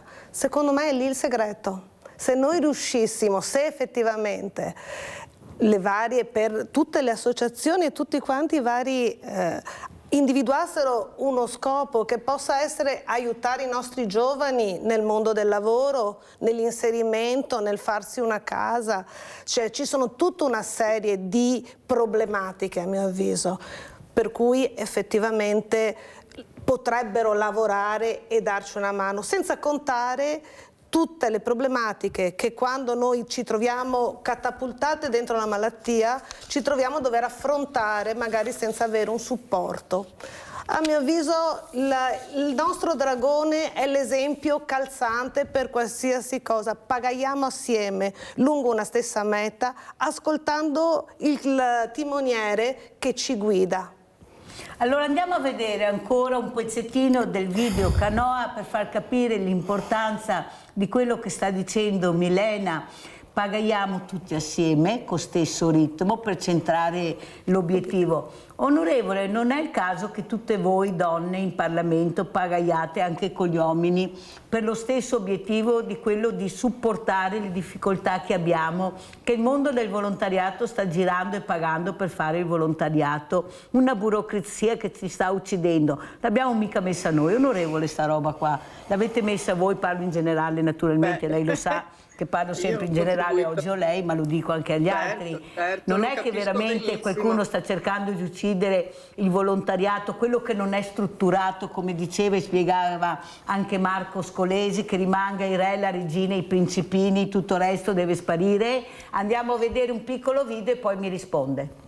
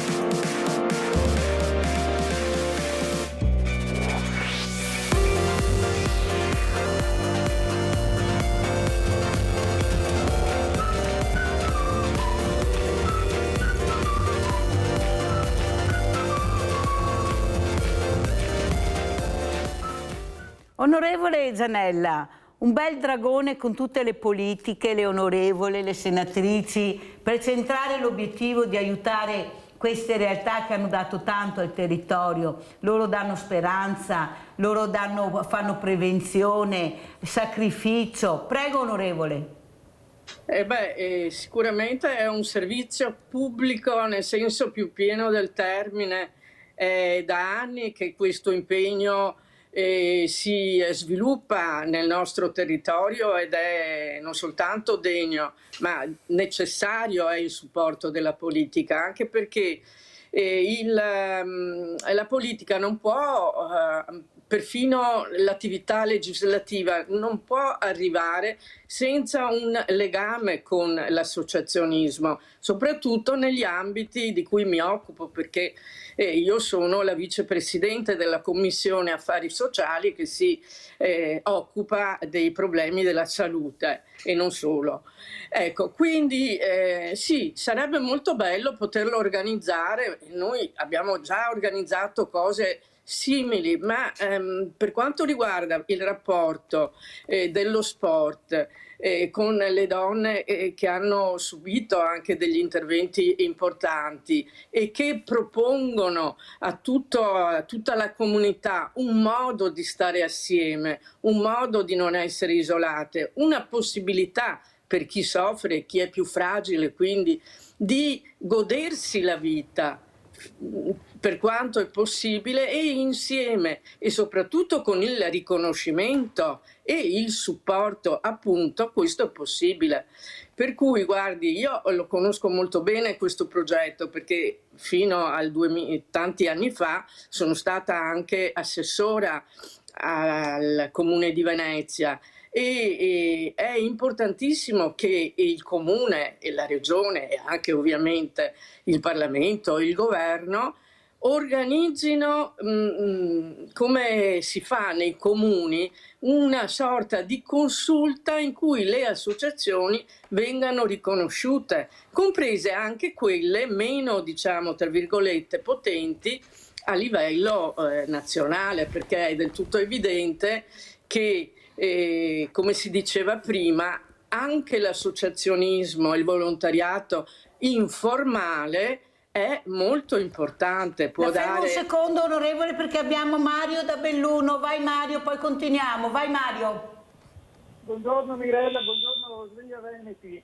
Ho approfittato di chiamarvi oggi perché c'era la onorevole... Aspetta che alziamo perché si sente pochissimo. Vai Mario. Dicevo che ho approfittato di chiamare oggi perché c'era la onorevole Luana Zanella, mi pare, alla quale abbia scritto qualche volta, e ho pensato che a volte i pianeti si allineano e non a caso forse perché noi comunichiamo anche con il pensiero. E allora non ho potuto fare a meno di chiamare. Mario, ti sento lontanissimo. Vediamo se riusciamo a riprendere. Ecco, fischia tutto, allora, ha detto. Chiedo se queste porte siano aperte solo alle associazioni, come ho detto. Non mi sente, prova a vedere Italo se riesce a mettere a posto con Mario. Intanto passiamo a Marco Scolese. Marco, come commentiamo quello che ha detto l'onorevole, ma soprattutto anche le esigenze che abbiamo noi? Non possiamo aspettare in eterno che qualcuno si decida a capire che esistiamo. No, assolutamente. E lo stesso discorso vale per, l'onorevole accennava ai caregivers, no? Questa parola inglese che in italiano possiamo dire chi si prende cura delle persone che hanno necessità. È in discussione appunto in Parlamento il DDL della Ministro Locatelli proprio su questo tema. Cosa prevedono le risorse, diciamo, che si vorrebbero mettere a disposizione di dare un contributo di 400 euro come bonus alle persone che si prendono appunto cura di un familiare non autosufficiente. Ovviamente questo contributo è riservato a chi ha un reddito basso e a chi fa più di 91 ore di assistenza a settimana. Quindi pensate che una settimana lavorativa di 40 ore, quindi 91 significa che sei sempre a disposizione della persona non autosufficiente. Quando poi si entra nel vivo delle questioni emergono le difficoltà. Questo tipo di iniziative, penso, ma da addetto ai lavori, non possono essere bonus, dovrebbero essere strutturali. Fermo un secondo Marco, perché abbiamo ripreso la linea, scusa se ti interrompo, no, ma va bene, lo riprendiamo dopo. Così. Vediamo se Mario riesce a parlare adesso. Prego Mario. Ecco, avevo il viva voce, per quello che mi sentivate. Allora, sintetizzando, volevo chiedere all'onorevole, alla quale ho scritto qualche volta senza ottenere i riscontri, se sia proprio vero che a Montecitorio ci siano le porte aperte o se lo siano solo alle associazioni, come ha rinviato a te un altro ospite. Perché io sono stato a Montecitorio a manifestare perché i cittadini debbano andare in strada o in piazza a manifestare previa autorizzazione della serie che oltre al danno la beffa, mentre a mio avviso dovessero poter accedere tanto al Parlamento quanto ai mass media pur di fare, al corso di fare la fila, cosa che non è possibile, perché io ho scritto ai giornali, alle redazioni della TV, ho scritto a tutti i parlamentari, ho ricevuto una volta in riscontro una telefonata. Quindi è vero, cioè le associazioni possono accedere in Parlamento oppure anche i cittadini? Perché a me le forze dell'ordine a Montecitorio hanno detto se vuoi essere ricevuta in Parlamento puoi scrivere ai deputati e alle deputate e loro se vogliono ti... Molto chiaro Mario, adesso ti risponderà l'onorevole, facciamo terminare Marco Scolese, poi sentiamo come commenta e come risponde l'onorevole Zanella a Mario da Belluno. Prego Marco Scolese. Velocemente, appunto, la popolazione che si occupa, che si prende carico delle persone anziane non autosufficienti è stimata intorno a 270.000 persone in Veneto, quindi non si può parlare solo di attività, diciamo così, di cura volontaria. Questa è una vera e propria infrastruttura di welfare, ok? Se non ci fossero queste persone disponibili a prendersi cura, crollerebbe il nostro sistema, e allora le misure appunto che vengono discusse in Parlamento non dovrebbero essere delle misure bonus ogni tanto, ma dovrebbe mettere a sistema, dovrebbe strutturare questo tipo di attività e riconoscere alle persone che si prendono cura di un familiare, che rinunciano a volte alla vita privata, rinunciano al lavoro. Nella maggior parte dei casi sono donne, i 2/3 di questi caregivers sono in età compresa tra 45 e 65 anni, quindi proprio l'età quando cominciano a comparire i primi acciacchi, le prime difficoltà, l'età in cui bisognerebbe prendersi cura di sé, ok? E quindi appunto alla politica, diciamo da tecnico, chiederei delle misure che siano strutturali, in modo tale che chi organizza poi, anche sotto forma di volontariato professionale ben organizzato, possa contare su misure strutturali e non su misure una tantum. Leone da Trebaselle, che vai Leone? Ciao Mirella, grazie, saluto i tuoi ospiti. Allora finalmente riesco a parlare con un onorevole, Mirella. Allora io volevo parlare per l'ambiente, perché è una cosa che mi sta molto a cuore, e l'onorevole è Verdi, sinistra, perciò penso che sia una cosa che sta molto a cuore anche all'onorevole. Allora io volevo dire che quest'anno abbiamo visto a Venezia per il carnevale che l'acqua in piazza San Marco c'era anche quando erano chiusi il Mose. Per forza. Allora cosa sta succedendo? Che tutti quanti siamo contenti perché la Groenlandia si sta sciogliendo i ghiacci e si può andare a prendere le terre rare. Se si sciolgono i ghiacci, l'acqua dei mari sale, e se sale finirà che molta parte di questo pianeta andrà sott'acqua. Allora qualcuno ci ha pensato, qualche onorevole ci sta pensando a questo? Che molta parte di questo pianeta finirà sott'acqua se i ghiacci si sciolgono. Allora la mia idea è un'idea che qualcuno ha definito bizzarra. Io penso che si potrebbe fare qualcosa per questo. Togliere l'acqua dai mari. Si può fare. C'è il Mar Morto che è da riempire, il Mar Caspio che è da riempire. Ci sono delle osi che si potrebbero fare nei deserti. Qualcuno ha detto che non si può fare. In Cina lo stanno facendo. Stanno piantando milioni di alberi per fermare la desertificazione in Cina. Sai cosa abbiamo bisogno, Mirella? Di un altro Marco Polo che vada in Cina e ci dica tutto quello che stanno facendo i cinesi, perché i cinesi stanno chiudendo le centrali di raffineria del petrolio perché non hanno più bisogno di benzina, e allora noi dobbiamo andare in Cina a imparare come si fa per salvare questo pianeta.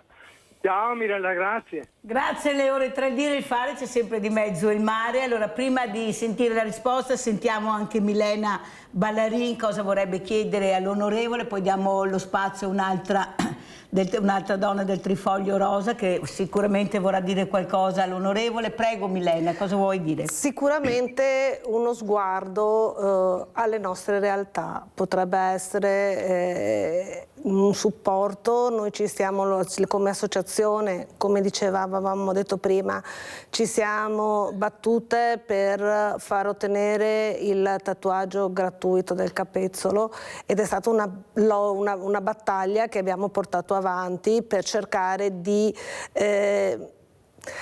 far cambiare un pochettino un corpo che comunque non è più quello che avevamo prima, no? E sicuramente stavamo venendo in macchina, parlavamo ad esempio anche dei linfodrenaggi, cioè tutta quanta la problematica legata al linfedema, che noi abbiamo tutta una serie che poi se devi farli nell'immediato, chiaramente non riesci a passare. Sicuramente uno sguardo sarebbe utile da questo punto di vista. Detto questo, andiamo a vedere e sentire, intanto così facciamo il cambio con Milena e un'altra signora. Andiamo a vedere la storia di Giulia Tumore, poi risponderemo anche al nostro Leone da Tre Baseleghe e sicuramente anche a Milena.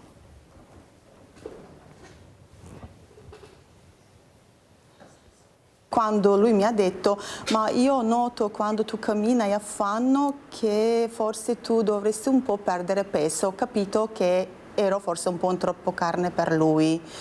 Per lui ho deciso di dimagrire, per farmi piacere lui, che non ascolto mai nessuno. Infatti, grazie a questa persona ho cominciato questo mio percorso di salvarmi la vita. Una frase che sicuramente non ha fatto piacere a Giulia, quella pronunciata da un amico speciale, ma che lei, testarda per sua stessa missione, ha deciso comunque di ascoltare, salvandole la vita. Apertura per me è che dove ho conosciuto il mio nemico che cresceva dentro di me tutti i giorni.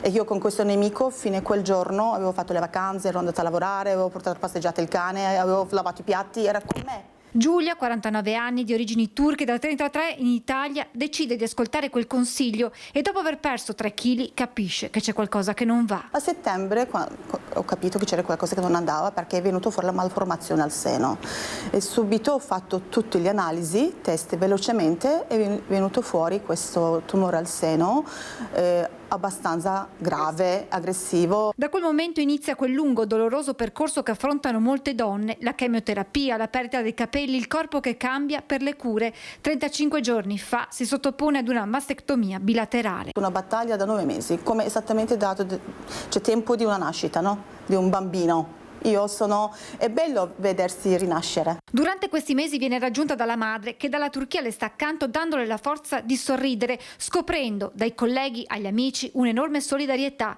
E poi ci sono 2 frasi che cambiano a Giulia il modo di affrontare la malattia. La risposta del chirurgo senologico alla sua domanda se potrà mai farcela. E lui mi ha detto, ma lei quanti chilometri fa al mese? Ho detto, ma quasi 2000, 3000 per lavoro. E se fino adesso non è successo niente, perché deve morire proprio adesso con un tumore? Non lo prende, cioè non se la deve prendere come una questione che devo morire, ma lo prende come un segnale. Forse qualcuno le vuole mandare un messaggio, no? E da quel giorno in poi ho cambiato anche il punto di obiettivo. E quella dell'oncologa alla quale Giulia manifesta il dispiacere per dover sacrificare l'estate per le terapie. Mi ha detto l'oncologo, ha detto, perché di quale estate ti preoccupi? Ti stiamo salvando tutte le estate sprecando questa. Questa malattia, ammette Giulia, mi ha cambiata in meglio, vedo il mondo con occhi diversi. L'ho presa perché mi ha voluto insegnare qualcosa, questa malattia. Io ho già imparato a non odiare, imparato a rispettare di più. Una Giulia migliore, quella di oggi? 100%. Allora, sentiamo anche Michela Calzavara. Michela, cosa vorresti dire? Poi tante domande all'onorevole, vedi onorevole l'importanza di confrontarsi, di parlare. L'ha detto anche il Presidente della Regione Stefani, gli è piaciuto tantissimo questo confronto diretto con le persone. Prego Michela. Allora, quello che vorrei dire all'onorevole, o comunque un po' a quello che è il mondo politico o chi ci dirige, ci vuole guidare, si parla sempre di sti bonus, una tantum, aiuti economici, ma in realtà vabbè, ok, i soldi servono, chi ci sputa dietro, ci mancherebbe altro, se no saremmo tutti a casa a fare i cavoli nostri piuttosto che andare a lavorare. Perché togliere la burocrazia, togliere i vincoli, togliere questa arrancare per ottenere, piuttosto di pensare di dar soldi, pensate di togliere quelli che sono gli ostacoli burocratici, togliere quelli che sono tutti i passaggi, tutte quante, cioè in fin dei conti se uno è al vertice perché ha bisogno del nulla osta di 150.000 altre persone, e prima uno e poi l'altro, e poi non serve la firma di, poi serve... No, basta. Cioè, allora andiamo dall'onorevole perché il tempo è tiranno. Onorevole, prego, deve rispondere anche a Leone, a Marco, a Milena, a Michela, prego. Rispondere un sacco di domande, tra l'altro tutte molto belle toste a proposito. Beh, innanzitutto sul tema dei caregiver, che si collega anche all'ultimo intervento. Io sono d'accordissimo con quello che lei ha detto, perché il bonus appunto non è una misura strutturale. Qua si tratta di caregiver che sono persone, soprattutto donne e donne di una certa fascia di età, che si occupano in maniera intensa, anche mettendo in discussione la propria esistenza, la propria vita, e lo fanno per amore e lo fanno anche per necessità, perché non ci sono altre alternative. Allora lì abbiamo diversi gradi anche di caregiver. Diciamo che caregiver possiamo esserlo o diventarlo tutti prima o poi, perché se abbiamo una persona anziana, molto anziana, io per esempio ho una mamma di 96 anni, ecco, questa persona ha bisogno di un'assistenza praticamente continua, ma parliamo delle persone che hanno, delle donne, delle famiglie che hanno figli con disabilità gravissime, gravissime. Lì ho visto e ho imparato, parlando con queste mamme, con questi papà caregivers, che veramente dobbiamo fare di tutto perché questo bonus si trasformi in un supporto vero e proprio, perché sono donne che hanno bisogno anche di avere dei contributi, perché un domani non avranno la pensione. Sono donne che hanno bisogno anche di vivere, quindi c'è bisogno anche di una serie di interventi della comunità sociali su cui bisogna investire per sollevarle dall'essere sempre corpo a corpo con il bisogno estremo. Sì, però vedi, onorevole, mi scusi se la interrompo, ma purtroppo il tempo, come dico, è tiranno e le domande sono tante. Onorevole, ma qui si continua a parlare, a dire le cose che sappiamo già, di quello che si potrebbe fare, ma noi abbiamo bisogno che sia una politica attiva che agisca immediatamente. Certo. Io l'altro giorno ho avuto la presidente delle Colf, che è stata anche a Roma da voi, la quale quando ha detto i numeri, una badante costa 1.900 euro lordi, 1.900 euro, ma mi vuole spiegare chi può pagare con gli stipendi che abbiamo e le pensioni che abbiamo una badante lorda 1.900 euro? Questi sono i costi ed è venuta da voi a dirlo, questi sono quello, e bisogna dare le ore di riposo e bisogna dare le ferie, sì, e dopo io devo prendere un'altra badante quando questa non c'è,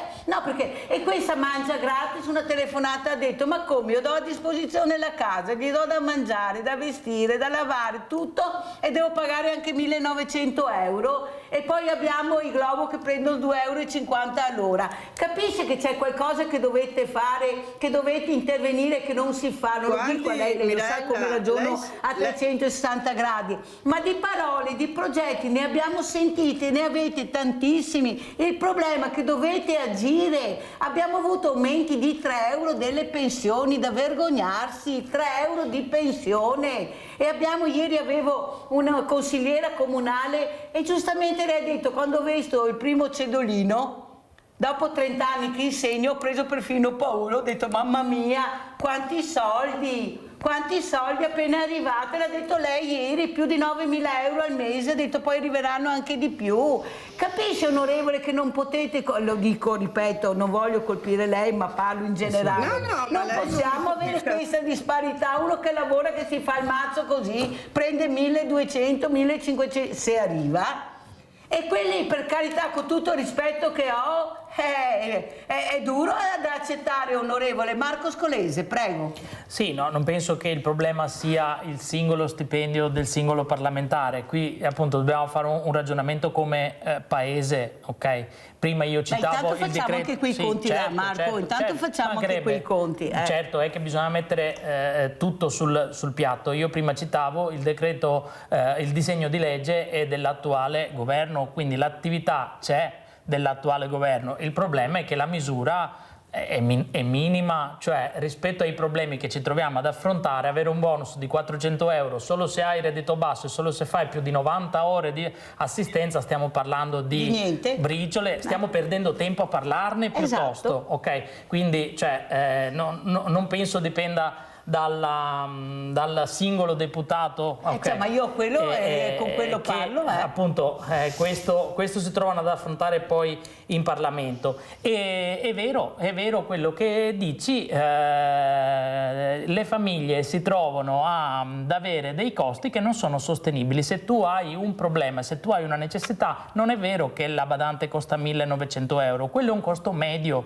perché se io ho bisogno della badante il sabato e la domenica, i costi superano i 2.000 euro, ma soprattutto se io ho bisogno 7 su 7, cioè 7 giorni su 7, perché la persona non autosufficiente a cui devo garantire una badante e quindi devo garantire un supporto 7 su 7, una badante ha diritto ai suoi 2 giorni di riposo settimanali, per cui io badanti devo averne 2, una che mi copre 5 giorni e una che mi copre 2 giorni, e i costi si avvicinano ai 2.500 euro. Lo dico perché nell'associazione sono questi i costi che ci troviamo ad affrontare rispetto alle persone con disabilità grave e gravissima. Sì, ma hai capito che finché io ho questo stipendio da 8-9 mila euro al mese posso prendermi le 2 badanti, e là è il grande problema che io dico alla politica, allora questo non mi tocca. Ma se io avessi 1.200 euro, 1.500 euro e problemi in famiglia perché devo lasciare il lavoro, perché non ho la possibilità di curare il mio familiare, cosa faccio? Cosa faccio? Mi vorrete rispondere, per cortesia? Parlo naturalmente in generale, non voglio mica colpire,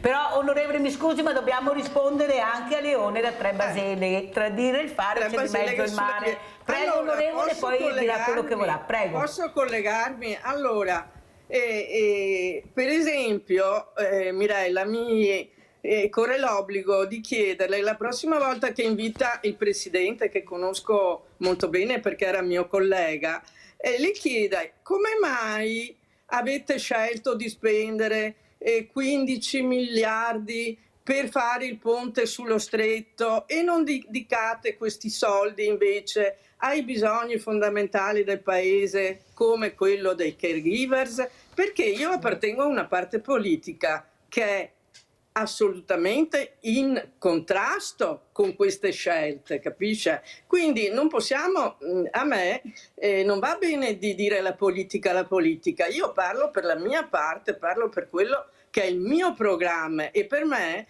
le politiche sociali, i soldi alle persone di cui io tengo molto in considerazione soprattutto i bisogni estremi, come dicevo prima, io li voglio garantire, ma lì bisogna fare delle scelte. Per esempio, tassare i grandissimi patrimoni, per esempio tassare quelli che fanno gli extra profitti con la speculazione finanziaria o che hanno fatto con la speculazione energetica. Perché non vogliamo farlo? Noi le nostre proposte di essere diciamo alternativi rispetto alle scelte di cui parlate le abbiamo fatte e voi le potete controllare perché sono pubbliche, sono nei nostri siti.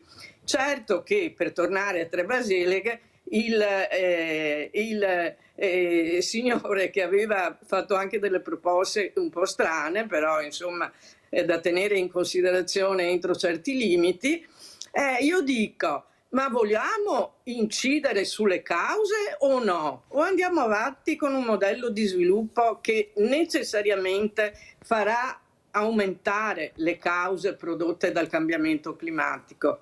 Uno, per poi rispondere a Mario, è del tutto evidente che noi siamo in 400, togli il governo, siamo in 250, 300 sottosegretari eccetera, noi abbiamo 60 milioni di persone che sono le persone, metti un po' di meno, ecco, perché magari se vogliamo intendere la base elettorale. Non è che io ricevo qualcosa come 50-60 mail al giorno, è del tutto evidente che tu rispondi sicuramente, io lo faccio costantemente, alle persone che rappresentano però un problema che non interessa solo loro in particolare, capito? Perché per questo bisogna rivolgersi non a un parlamentare, ma a chi di competenza, come vede onorevole, mi sta tirando per i capelli, perché vede il problema, lei dice qualcuno dovrebbe fare, noi le proposte le facciamo,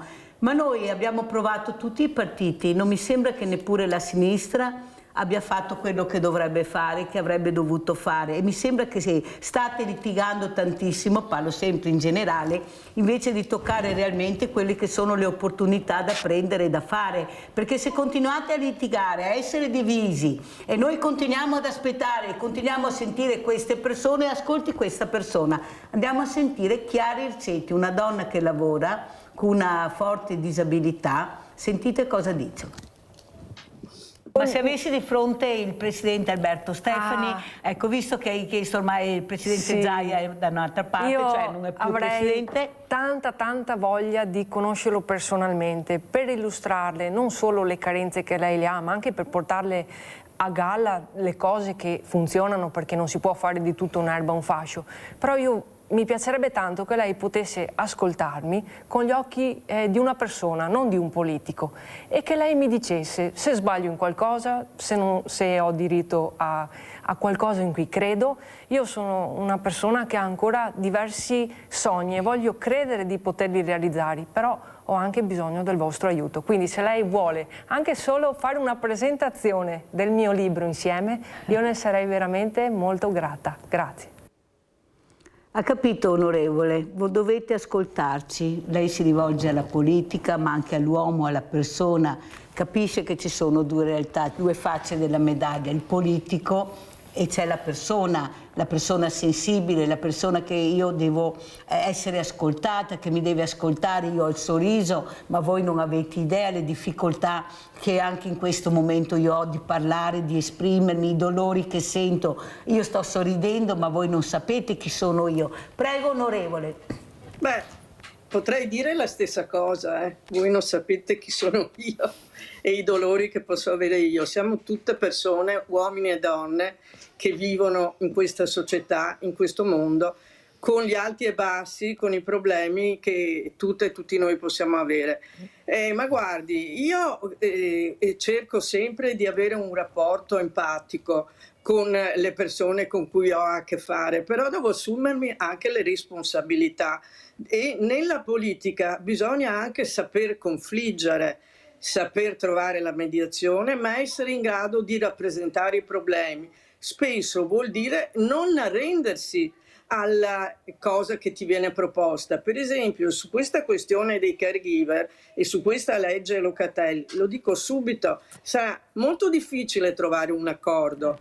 Probabilmente sarò costretta a non votarla perché, come l'ha spiegata bene il nostro interlocutore precedentemente, è impossibile che possa dare una risposta efficiente ed efficace ai problemi veri di queste persone che si sono assunto tanti compiti e di supplire anche a quello che allora sentiamo Michela che dopo darà risposta a un'altra cosa, come vuole salutare l'onorevole Zanella, cosa vuole dire? Allora, è ovvio che è una persona anche lei, però fa la differenza. È una posizione che fa la differenza e può farlo anche solo raccontando, anche solo portando i movimenti, portando i bisogni, portando quello di cui lei in primis come persona potrebbe aver necessità. Per cui non si chiede la luna, non si chiedono le stelle, ma si chiede la realtà, la verità, il concreto, la vita di tutti i giorni, le necessità quotidiane, anche nelle piccole difficoltà, giusto per spaziare un attimo, buttare dentro un po' di carne al fuoco, la difficoltà nel prendere gli appuntamenti, perché l'ospedale è privo di personale, perché il personale è sottopagato, perché il personale va in libera professione fuori nel privato, perché adesso si vuole portare nel privato. Cioè c'è tanta roba, tanta roba, piuttosto che pensare al stretto di Messina, che sono anni che tutti ne parlano, ma comunque lasciatelo fare, punto. Serve per fare i trasporti, va bene. Signora, costano 15 miliardi. Ok, ma ci sono tanti altri miliardi che sono stati spesi per nulla in questi miei 55 anni di età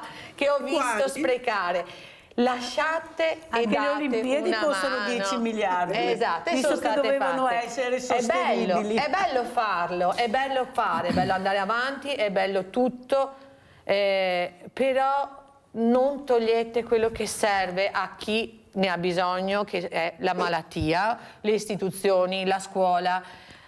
Piuttosto di togliere, date personale, date la possibilità di lavorare. Ci sono ragazzi giovani che vogliono lavorare ma non ci sono posti perché non li volete fare. Avete unito gli ospedali, avete unito tante cose. Ferma, perché sennò non ce la faccio. Non ce la facciamo. Però okay. hai parlato per la prossima volta. Chiaramente. Allora andiamo a vedere Caregiver Confartigianato e poi commentiamo e diamo il posto a un'altra persona, un'altra donna che dirà qualcosa alla nostra onorevole Luana Zanella. Andiamo a vedere il servizio.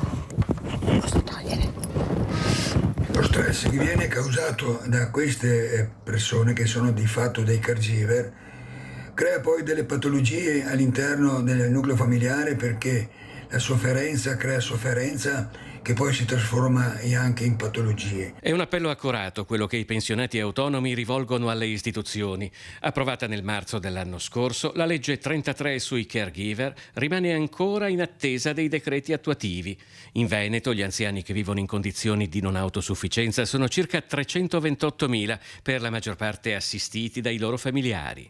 Queste persone non chiedono nulla di vivere decorosamente e decentemente, e anche i loro familiari hanno diritto di vivere una vita serena senza troppe sofferenze. Svolgono un lavoro continuativo per queste persone che a loro vogliono bene. Bisogna cominciare a pensare di dare una regolamentazione anche a queste figure di familiari che lavorano presso le loro famiglie, presso i loro cari. Un carico silenzioso che si traduce in stress, isolamento, impoverimento. Fenomeno noto ma sottovalutato, il burnout dei caregiver familiari è una realtà crescente con ricadute gravi sulla salute psicofisica. In assenza di una rete di sostegno, l'intero sistema rischia di implodere sotto il peso di responsabilità, sostiene il presidente ANAP Veneto Severino Pellizzari, sempre più sbilanciate sulle famiglie. Bisogna fare qualcosa perché la popolazione invecchia, le persone che assistono questi altri cittadini, anche loro stessi soffrono delle patologie. Mancano i soldi, mancano i fondi. Bisogna rifinanziare la legge 33. Non c'è la trasparenza.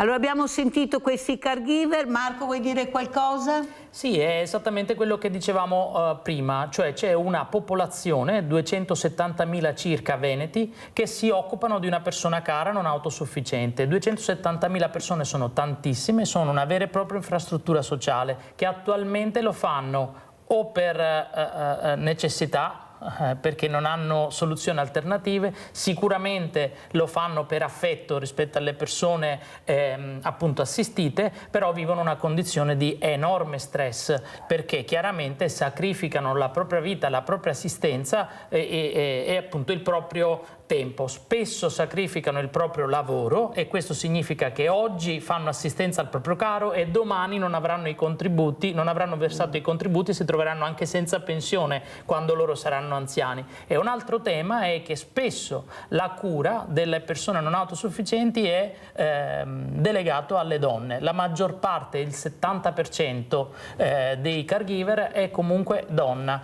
quindi aumentando ancora di più il carico di cura. Quindi bisogna sicuramente fare qualcosa su questo tema e il disegno di legge di cui parlavamo dell'attuale ministro Locatelli dà una risposta che è qualcosa, quindi sicuramente meglio di niente, è un riconoscimento della figura del caregiver, quindi sicuramente un passo avanti. Da un punto di vista però di tecnico che lavora su questo ambito, servirebbero delle misure strutturali che ci diano la possibilità di progettare a lungo termine, anche perché, l'ultima cosa e chiudo, oggi la popolazione over 65 rappresenta il 24% della popolazione. Tra 10 anni sarà più del 30%. Cosa faremo? Abbiamo il calo delle nascite, quindi avremo anche meno popolazione giovane. Cosa faremo? Quindi non possiamo dare oggi bonus per accontentare, fare magari una bella pubblicità, una bella fotografia, un bel taglio del nastro, quando poi fra 10 anni saremo... Allora, cosa faremo? Questa mattina leggeremo che c'è stata la mazzata sulla RSA. Allora, visto che così, perché anche là sta arrivando il privato, un grande business anche là, nel silenzio totale di chi dovrebbe intervenire, perché le RSA stanno diventando private, con dei costi pazzeschi. Allora, Cristiana, cosa vorresti chiedere all'onorevole Zanella? Stamattina abbiamo lei, ma dopo vi inviterò con altri. Prego. Che devono ascoltare, creare un po' una rete di comunicazione con le associazioni, perché la caratteristica del Veneto, e sta nascendo in molte regioni, soprattutto nel Veneto, è che abbiamo tantissime associazioni che fanno da supporto per la gestione della malattia, per le varie situazioni. Devono creare un canale di comunicazione e saperci ascoltare, perché così forse si può raggiungere degli obiettivi. Qua parliamo con una Camera dei Deputati, quindi a livello nazionale. Ci devono, per poterci aiutare a stare meglio in generale. Ecco. Onorevole, a lei la risposta, poi la salutiamo perché abbiamo chiuso. Prego. Guardi, io ringrazio per questo intervento ultimo, ringrazio anche Marco che è assolutamente competente, anzi mi vorrei mettere in contatto con lui proprio nel momento in cui discutiamo la proposta di legge, il disegno di legge. No, e questo intervento chiede semplicemente che ci si metta in relazione, questa è la parola con cui vi vuole lasciare questa onorevole qui, perché credo che la relazione sia al centro anche della mia personale politica. E la relazione cosa vuol dire? Vuol dire ascolto, vuol dire anche però uno scambio, vuol dire anche, se mi consentite, fare delle scelte, vuol dire costruire insieme dei momenti in cui si avanza insieme, ma si avanza. E allora i livelli sono differenti, bisogna agire a livello comunale e secondo me ci dovrebbero essere le consulte delle associazioni e anche quando c'ero io c'era la consulta delle cittadine, quindi delle donne. Poi c'è il livello regionale che è importantissimo perché la regione l'80% del budget del suo bilancio è per la sanità, quindi viva Dio, sono loro che hanno soprattutto queste competenze. E il livello nazionale che è quello del legislatore per quanto mi riguarda, ma poi c'è anche il governo, cioè è il governo, vorrei dire, a proposito, parlo del ponte dello Stretto di Messina, ma potrei parlare di tante altre cose, cioè bisogna fare le scelte su dove mettere i soldi. E quindi se tu nella sanità non metti abbastanza soldi, se nelle scuole non metti abbastanza soldi, è chiaro che poi succede lo scandalo della privatizzazione, che purtroppo non mi pare che questo governo, per esempio, ostacoli. E siamo di fronte a sempre più persone che si rivolgono al privato, e questo cosa vuol dire? Che chi ha soldi si può curare e può mettere il proprio persona ormai disabilissimo in RSA, e chi non ce li ha si deve arrangiare. È giusto questo? Io dico di no, però insieme possiamo anche fare la differenza e procedere per una società di tipo diverso. Grazie onorevole, abbiamo Mirella, poi vi saluto perché non ho più tempo, ho gli ospiti anche fuori, veramente grazie. Sentiamo Mirella da Riese cosa vuole dire, veloce Mirella. Buongiorno ai ospiti, adesso dico perché è 2 ore che ascolto, prima le donne con tumori che mi fanno tanto peccato, tanta pena, porrete, e speriamo che il Signore mi aiuti sempre. Comunque quello che voglio dire è che io ho 700 euro al mese. Guarda, quando devo andare da un dottore a fare una visita, ci vuole sempre un soldo in tasca ed è difficile, perché guarda, quando si prende 700 euro al mese, mangiare e tutto, paga le spese condominiali, questo e quello, ne avanti poche, e ti devi curare e bisogna andare a curare, avere sempre soldi dietro, come l'ultima volta per un dente 700 euro e neanche poter pagare a rate, perché vogliono i soldi subito, che vogliono fiducia, se no non si fidano. Mirella, voi capite che il centralino funziona così, quello che riusciamo a passare lo passiamo, ci sono tanti ospiti, tante persone, dovete aver pazienza, però Mirella mi sembra che ci abbi tutte le mattine, perciò penso che riesci a dire la tua, tante persone non riescono a prendere la linea, poi si arrabbiano, ma d'altra parte funziona così, però è importante alle volte anche ascoltare quello che dicono gli ospiti, non avete sempre la fortuna di averli a portata di mano così, il confronto diretto. Marco Scolesi, come ci saluti? L'onorevole Zanella, perché appunto chiaramente è il suo ruolo, quindi fare la differenza rispetto alle proposte, quindi la differenza rispetto a dove si spendono i soldi, perché questo deve fare la politica. Cioè noi tecnici possiamo dire quali sono le cose che non vanno, dopodiché la politica appunto deve dire avendo queste risorse io voglio allocarle qui oppure da quest'altra parte. L'onorevole faceva l'esempio nazionale del ponte sullo stretto, però è la notizia di oggi che sul bilancio regionale 42 milioni di euro sono finiti per pagare il debito della Pedemontana.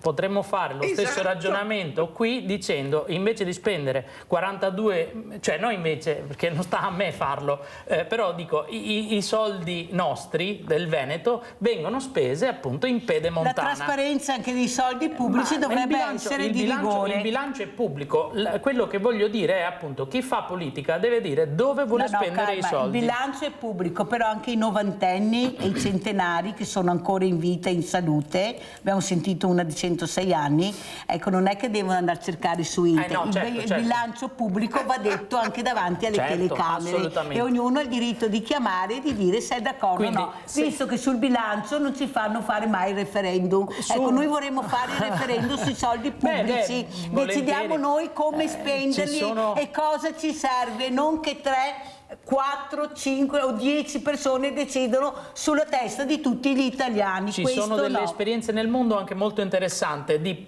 cittadini che partecipano al bilancio pubblico. Chiudiamo così perché non ho più tempo, io do questo piccolo omaggio alle ragazze, le mie ragazze del Trifoglio. Grazie. È un dolcetto del territorio, perché la mimosa mi sembrava un po' così, invece il dolcetto è così, rallegra l'animo. E perciò grazie di essere state con noi, veramente grazie all'onorevole Luana Zanella, veramente grazie. Ecco, il Trifoglio si metterà in contatto con lei per vedere di fare una bella pagaiata tutte assieme per centrare l'obiettivo senza colori politici. Noi abbiamo bisogno di donne unite, non di donne divise in politica. Grazie a Marco Scolese, grazie a tutte le ragazze del Trifoglio. Pubblicità.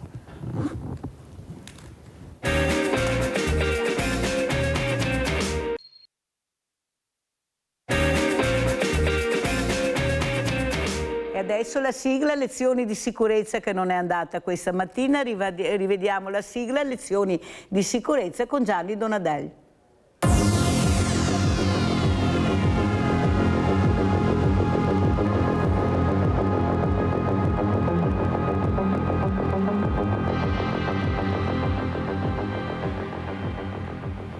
Ed ecco il nostro Gianni Donadel, ecco, che fa capire l'importanza questa mattina di ascoltare quello che dirà per essere al sicuro, per mettervi in sicurezza, perché ogni mattina ce n'è una.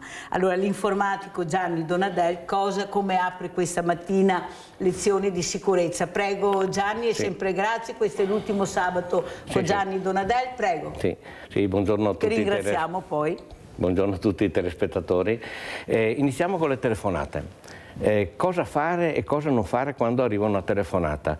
Abbiamo già detto, possibilmente non rispondiamo, premiamo sul pulsante rosso, non rispondiamo, vediamo numeri che arrivano dall'estero e quindi possiamo mettere giù senza preoccuparci. Ma nel caso, a me è capitato 2 volte questa settimana di dover rispondere, uno era un numero sconosciuto e funziona così. Si risponde, si ascolta senza parlare. Il primo, quel numero sconosciuto, era un tecnico della Telecom che mi diceva che stava portando a termine la riparazione della fibra che era guasta. Poi mi arriva un 049 e anche in quel caso me la sono sentito di rispondere ma senza parlare, e di là era il corriere che mi stava portando del materiale. Perché non bisogna parlare? Perché a volte le telefonate sono mute. Io non sento niente dall'altra parte e quindi cos'è che faccio? Dico, pronto? Pronto? Ma c'è qualcuno? Ma caspita, ancora una volta?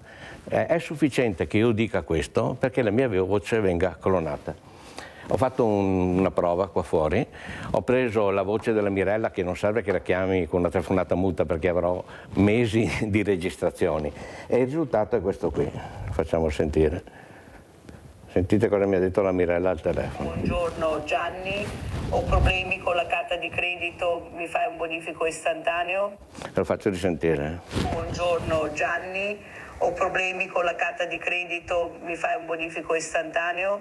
Quindi è un attimo, una cosa semplicissima. Non è la Mirella, non chiariamo subito, chiariamo certo. Che non è la Mirella, Però, ma è la voce della Mirella. Però siccome ho preso un pezzo di un inizio di una trasmissione dove lei mi ringraziava, potrei avere il dubbio, quindi nel dubbio, se quando ci chiamerà un familiare chiedendoci qualcosa, se annusiamo qualcosa di strano e non ci siamo scambiati, come dicevamo precedentemente, una puzzle, scambiamoci una frase. Io farei una domanda alla Mirella, prima l'ho fatto volutamente, ho detto un'affermazione circa questo studio, non ho detto che è tecnologico, che è moderno, che è funzionale. Cos'è che le ho detto dello studio? Cosa ha detto? Che mi sentivo... In famiglia? Sì, no, parte dell'arredamento, cioè solo lei può rispondermi una cosa di questo tipo. Quindi dove siamo stati a cena ieri sera? Perché attenzione, arriveranno delle telefonate clonate in quel modo lì da persone che noi riteniamo essere i nostri familiari, che ci chiederanno di fare delle cose, bonifici, ricariche, quindi attenzione, quindi non rispondiamo a telefonate mute. Oppure si può dire metto giù, ti richiamo fra 2 minuti e abbiamo risolto il problema, vero Gianni? Non rispondo subito, ti richiamo io fra 2 minuti, esatto, e così controllate che non sia una voce alterata, che non è la vostra. Esatto. Però parlando di truffe andiamo anche su un analogico, perché in questo momento sembra che stiano girando banconote da 50 euro facile, non più quelle da 20. Una banconota, se la teniamo in mano, sentiamo che è un po' croccante, è fatta con fibra di lino puro, purissimo. Se la vado in banca a prendere non serve che cerchi di capire se è falsa, al bancomat mi arrivano neanche piegate nuove, ma se incontriamo qualcuno, e succederà fra poco nei parcheggi, che mi dice per favore hai da cambiarmi 50 euro, non stiamo neanche a dirgli teniamo un profilo basso, diciamo 50 euro e magari avessi 50 euro, non ho neanche il bancomat, perché se tiro fuori il portamonete, oltre a perdere i 50 euro perché probabilmente mi dà quelli falsi, me lo ruba. Se fuori del supermercato voglio dare l'euro alla persona che me lo chiede, meglio che gli do il carrello, così fa anche 2 passi, fa qualcosa per meritarseli, ma eventualmente li preparo prima. voglio dargli un euro, tiro fuori l'euro, non tiro fuori il portamonete con i soldi. In Africa bisogna presentarsi con $1 e dire cosa mi dai con questo, perché se tiriamo fuori il portamonete ce lo rubano. Anche nella metro. Quando entro nella stazione della metro, il biglietto lo tiro fuori prima. Non mi metto davanti all'apparato a tirare fuori il portamonete, qualcuno me lo sfila, lo passa a un complice e va via. Quindi prepariamoci prima la moneta se dobbiamo darla, non estraiamo il portamonete e attenzione appunto alla truffa dei 50 euro. Ogni giorno ce n'è una di nuova, adesso ci mancano i 50 euro. Prego Donadel. Invece la Mirella appunto annunciava sabato scorso, visto che questa è l'ultima puntata, con Gianni Donadel, perché speriamo che controlleremo però è stata lei sempre che lezioni di sicurezza, prego. Sì, io sono stato il braccio armato di questa attività. In pratica abbiamo preparato questo opuscolo che poi vedremo di come linkarlo, cioè di metterlo a disposizione, perché è un PDF, sono 20-25 pagine. Possiamo anche andare, scorrere velocemente fino alla terza immagine, se la regia lo può fare. Queste qui erano le nuove, le abbiamo già viste. Questa qui è del Telepass, però comunque è inclusa qua dentro. Vi spiego la struttura di questo qui. Se andiamo sulla successiva vediamo lo speed, perché anche qui non ne abbiamo parlato nell'immagine successiva, ovvero sia che ci può venire clonato lo SPID e noi non ne siamo a conoscenza. Cos'è che fa il truffatore con il mio SPID? Va dentro dall'INPS e mi cambia l'IBAN, va dentro dall'Agenzia delle Entrate e poi invece arriviamo a questo qui. Questa qui è la prima pagina di questo opuscolo. Guida pratica per difendersi da truffe, gennaio-febbraio. Se andiamo sulla successiva abbiamo messo alcune, in pratica c'è una presentazione, poi andando avanti ancora c'è l'obiettivo della guida, riconoscere le truffe, perché è importante riconoscerle, nel senso non riconoscere quella è una truffa, ma questa è una truffa, quindi non quella specifica. Mi è arrivata quella del CUP, quella del CAF, ma se anche arriva dall'INPS o dall'INAIL capisco che è una truffa. Poi c'è una spiegazione di cosa succede in questi momenti e poi appunto questo qui è l'esempio, perché sono tutte strutturate col titolo, immagine, come arriva, cosa comunica, lo scopo, cosa non fare, cosa fare e anche cosa fare ci siamo caduti. Alcune truffe richiedono di contattare la banca per bloccare la carta di credito.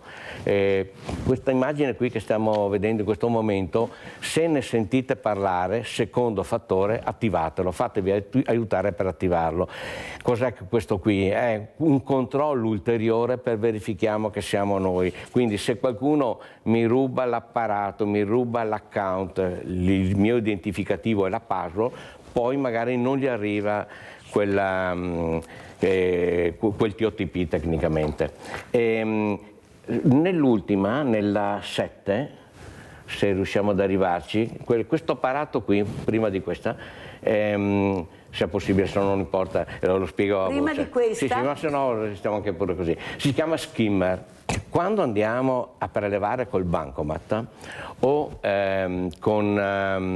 anche a fare il rifornimento, se la carta di credito fa fatica ad entrare, controlliamo bene, perché quello skimmer è un apparato sottilissimo, è più sottile della carta di credito, che mi clona la carta. Tecnicamente io la passo sopra, questo qui che si vede, no? Qui non si vede che è sottilissimo, ripeto, è metà dello spessore della carta di credito. Pensate, finissimo. Sì.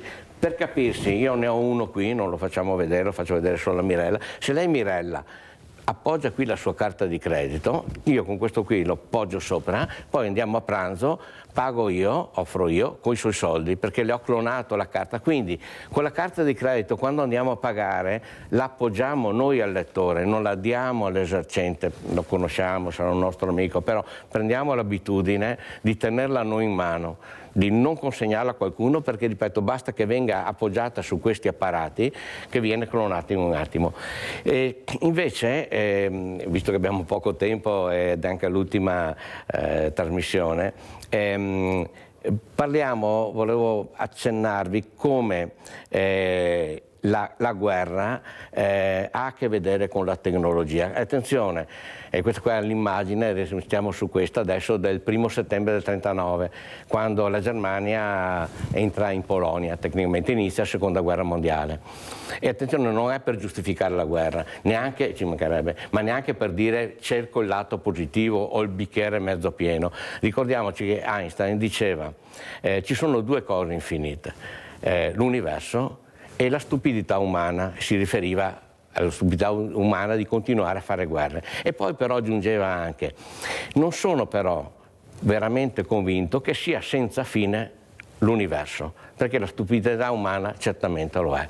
Però perché parliamo della guerra, della seconda guerra mondiale? Se andiamo appunto sull'immagine successiva, perché il 1° settembre del 1939 siamo entrati così in guerra, con i cavalli.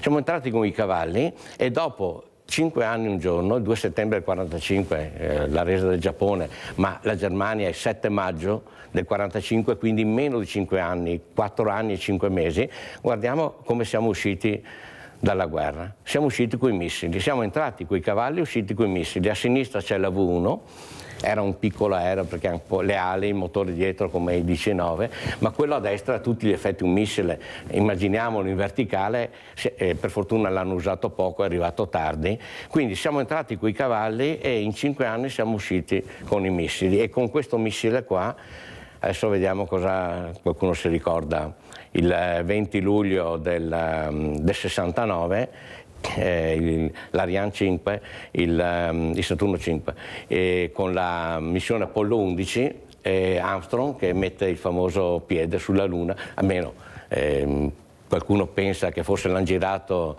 ad Hollywood, chiaramente la terra è piatta e ci mettono i microchip quando ci fanno i vaccini.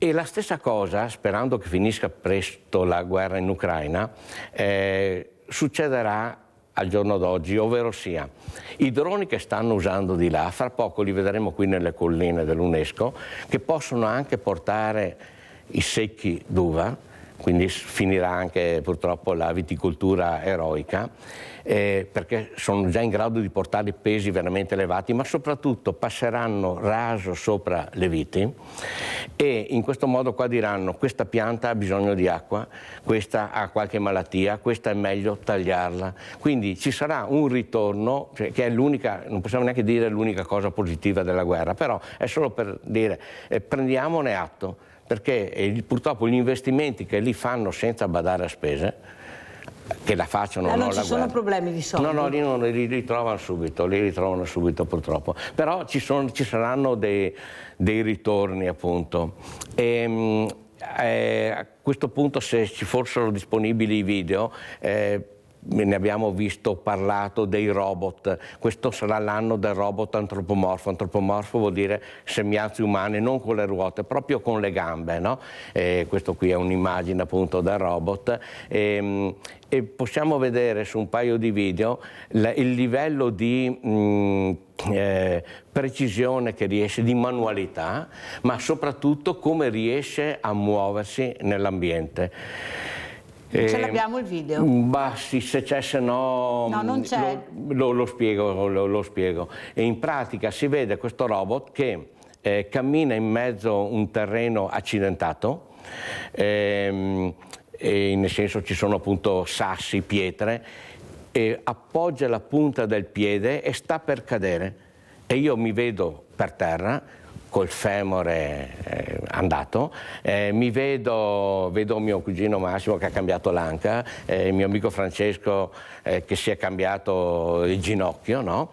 E invece lì cosa servirà a fare? 4 bulloni e lo sostituiamo. Ma quello appunto che è importante, prima sentivo un po' la sanità, le RSA, saranno un aiuto in casa, perché io a mia suocera avevo messo le telecamere e quindi potevo monitorarla, però dovevo farla come azione, non venivo avvisato. Certo si può installare del software che ti dica guarda che la persona è ferma, è caduta, ma se mi cade dietro al divano non la vedo. Quindi immaginiamo questo robottino, sono piccolini, 1,50 m, appositamente perché se cadono non ci facciano male, la può seguire la persona anziana, può dire guarda che è andata dietro lì, e mi chiama, mi telefona, quindi sarà un aiuto. Sì, ma scusa Donadel, ma questo avverrà solo per chi ha la possibilità di pagare? Sì, allora siamo sempre là, costano. ci saranno allora aiuti di serie A, aiuti di serie B, sì. aiuti di serie... Chi più ha soldi più aiuto avrà, capite come funziona sempre? Sì,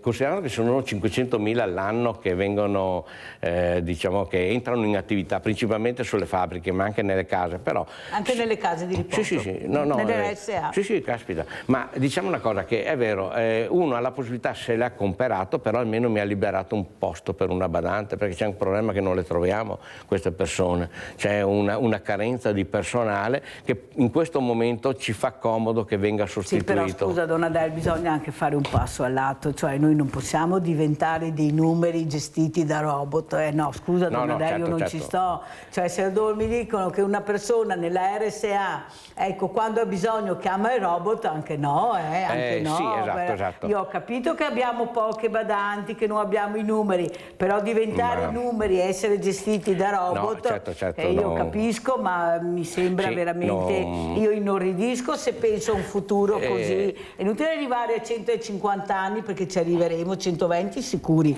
perché l'ha detto anche Garattini, se tieni a posto la macchina, che è il tuo corpo, a 120 anni forse ci arrivi, certo. ma arrivare magari anche con i robot, insomma, anche diciamo no. Che non è un desiderio, attenzione, inorridire, dice bene, perché in Giappone basta guardare cosa fanno lì, si innamorano addirittura di questi... Fidanzatino virtuale. Sì, esatto. Però il problema è che se non ho alternative, piuttosto di niente, devo anche accontentarmi di questo, che può essere comunque un aiuto. Visto che appunto siamo alla fine, io tornerei un attimo anche sull'intelligenza artificiale, che attenzione, che anche se è un software è quello che governa questi apparati, perché il fatto che quel robot abbia inciampato sul mattone, sia inciampato sul mattone, è perché aveva un sensore, ma tutto il calcolo gli ha detto: senti un attimo, adesso devi alzare l'altra gamba, eccetera, no? Quindi riprendiamo la nostra amica qui, ne ho più di una versione però. Buongiorno, ci sei qui? Eccomi qui, ti sento forte e chiaro. Come posso darti una mano oggi? Io sono ancora in diretta come 15 giorni fa. Ti ricordi il nome della conduttrice? Non ho dettagli precisi su quella trasmissione specifica o sulla conduttrice, ma se hai qualche indizio o un dettaglio in più, posso aiutarti a ricordare o a trovare ciò che ti serve. No, non ricordare a me, ricordare a te, anche perché sono io che ti pago l'abbonamento, quindi ti do un po' di energia elettrica. No, la conduttrice si chiama Mirella, Rete Veneta, la trasmissione Sveglia Veneti. Dunque, siccome noi siamo baby boomer, per favore ci spieghi cos'è l'intelligenza artificiale, cosa sei tu, rivolgendoti appunto ai baby boomer, cioè alle persone di una certa età che magari con la tecnologia non masticano molto, quindi parole semplici e anche in poco tempo. Allora, in parole semplici, l'intelligenza artificiale è come un programma che cerca di pensare un po' come noi. Non ha sentimenti, ma è bravissima a riconoscere schemi, a darti risposte o a svolgere compiti complessi. Ok, stop. Spiegalo a mio nipote Giorgio Leone di 10 anni, quindi in modo ancora più semplice. Certo. Allora Giorgio, l'intelligenza artificiale è come un supercomputer che ti aiuta a fare cose. Risponde alle domande, fa i compiti velocemente e capisce cosa vuoi. Ferma. I compiti meglio che se li faccia lui. E a mia nipote Lida Maria invece di 5 anni, quindi in modo ancora più semplice. Va bene, allora Lida Maria, pensa a un amico invisibile che sa tante cose e ti aiuta quando non sai qualcosa. Scusa, lei parla anche inglese, dillo in quella lingua. Of course, a Lida Maria. Cioè, è una cosa incredibile. Poi applicata dentro a dei macchinari, attenzione che c'è un tema etico. ma etico. C'è il Pentagono che ha acquistato l'intelligenza artificiale e vuole utilizzare per la guerra, non solo per indagini. I produttori, i fratelli Amodei di Anthropic non vogliono dargliela, c'è tutta una battaglia in corso, c'è Palantir che avrete sentito. È un problema perché questa è una cosa utile, quindi l'uso che ne fa l'uomo, l'uso che ne fa il Pentagono sarà anche giusto secondo loro, però attenzione perché un domani non vorrei trovarmi una webcam che mi spari direttamente. Tanto è vero Gianni Donadè che Papa Francesco, che io nomino spesso e sempre, aveva capito l'importanza di capire anche lui l'intelligenza artificiale, ma da chi sarà gestita, perché sarà gestita, l'etica, soprattutto la parola etica. Aveva visto lungo Papa Francesco, era intrigato da questa cosa per capire anche la pericolosità. Sì, infatti non per niente ha incaricato Paolo Benanti ad occuparsene. Prima però la nostra amica qui diceva che non ha sentimenti, allora approfitterei anche, forse per chiudere, per citare Federico Faggin, l'inventore, quello che ci ha permesso di avere questi strumenti, perché se uso il touch, tocco qui e si apre. Vediamo il video anche, sono riusciti a scaricarlo al volo, perfetto. guardate, prego Donadè. Questo non è un fake, guardate i movimenti che riesce a fare. Cioè io lo facevo 60 anni fa, quando saltavamo i fossi per lungo. Guardate come si muove, guardate. Sì, ce ne sono anche un altro paio, appunto, è incredibile. E quindi con queste manualità può fare cose, cioè, ci può veramente essere un aiuto. Ci porterà via il lavoro o ci toglierà i compiti noiosi? È questo il tema. Federico Faggino ha inventato il microprocessore, è stato il primo. E spiega con l'esempio della rosa. Siccome ci sono dei sensori che possono rilevare il profumo della rosa, li trasformano in bit 0, 1. Quindi l'intelligenza artificiale con questo sensore dirà: questa è una rosa, ma per lei sono 0 e 1.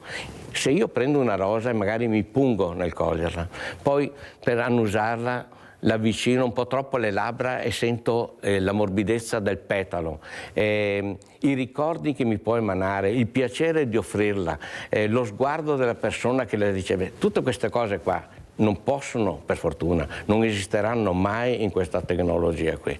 Quindi non ha coscienza, non ha empatia, non ha sentimenti. Il problema è che però viene guidata da qualcuno, gli vengono messi dei paletti, i famosi guardrail. Quello che sta chiedendo ad Anthropic il Pentagono è di togliere questi paletti, perché se io chiedo qua dimmi come fare qualcosa di illecito, mi dice non si può, me lo dice, ma è perché? Perché ha un parametro che glielo impedisce. Se qualcuno rimuove quel parametro riesce a fare queste cose qui.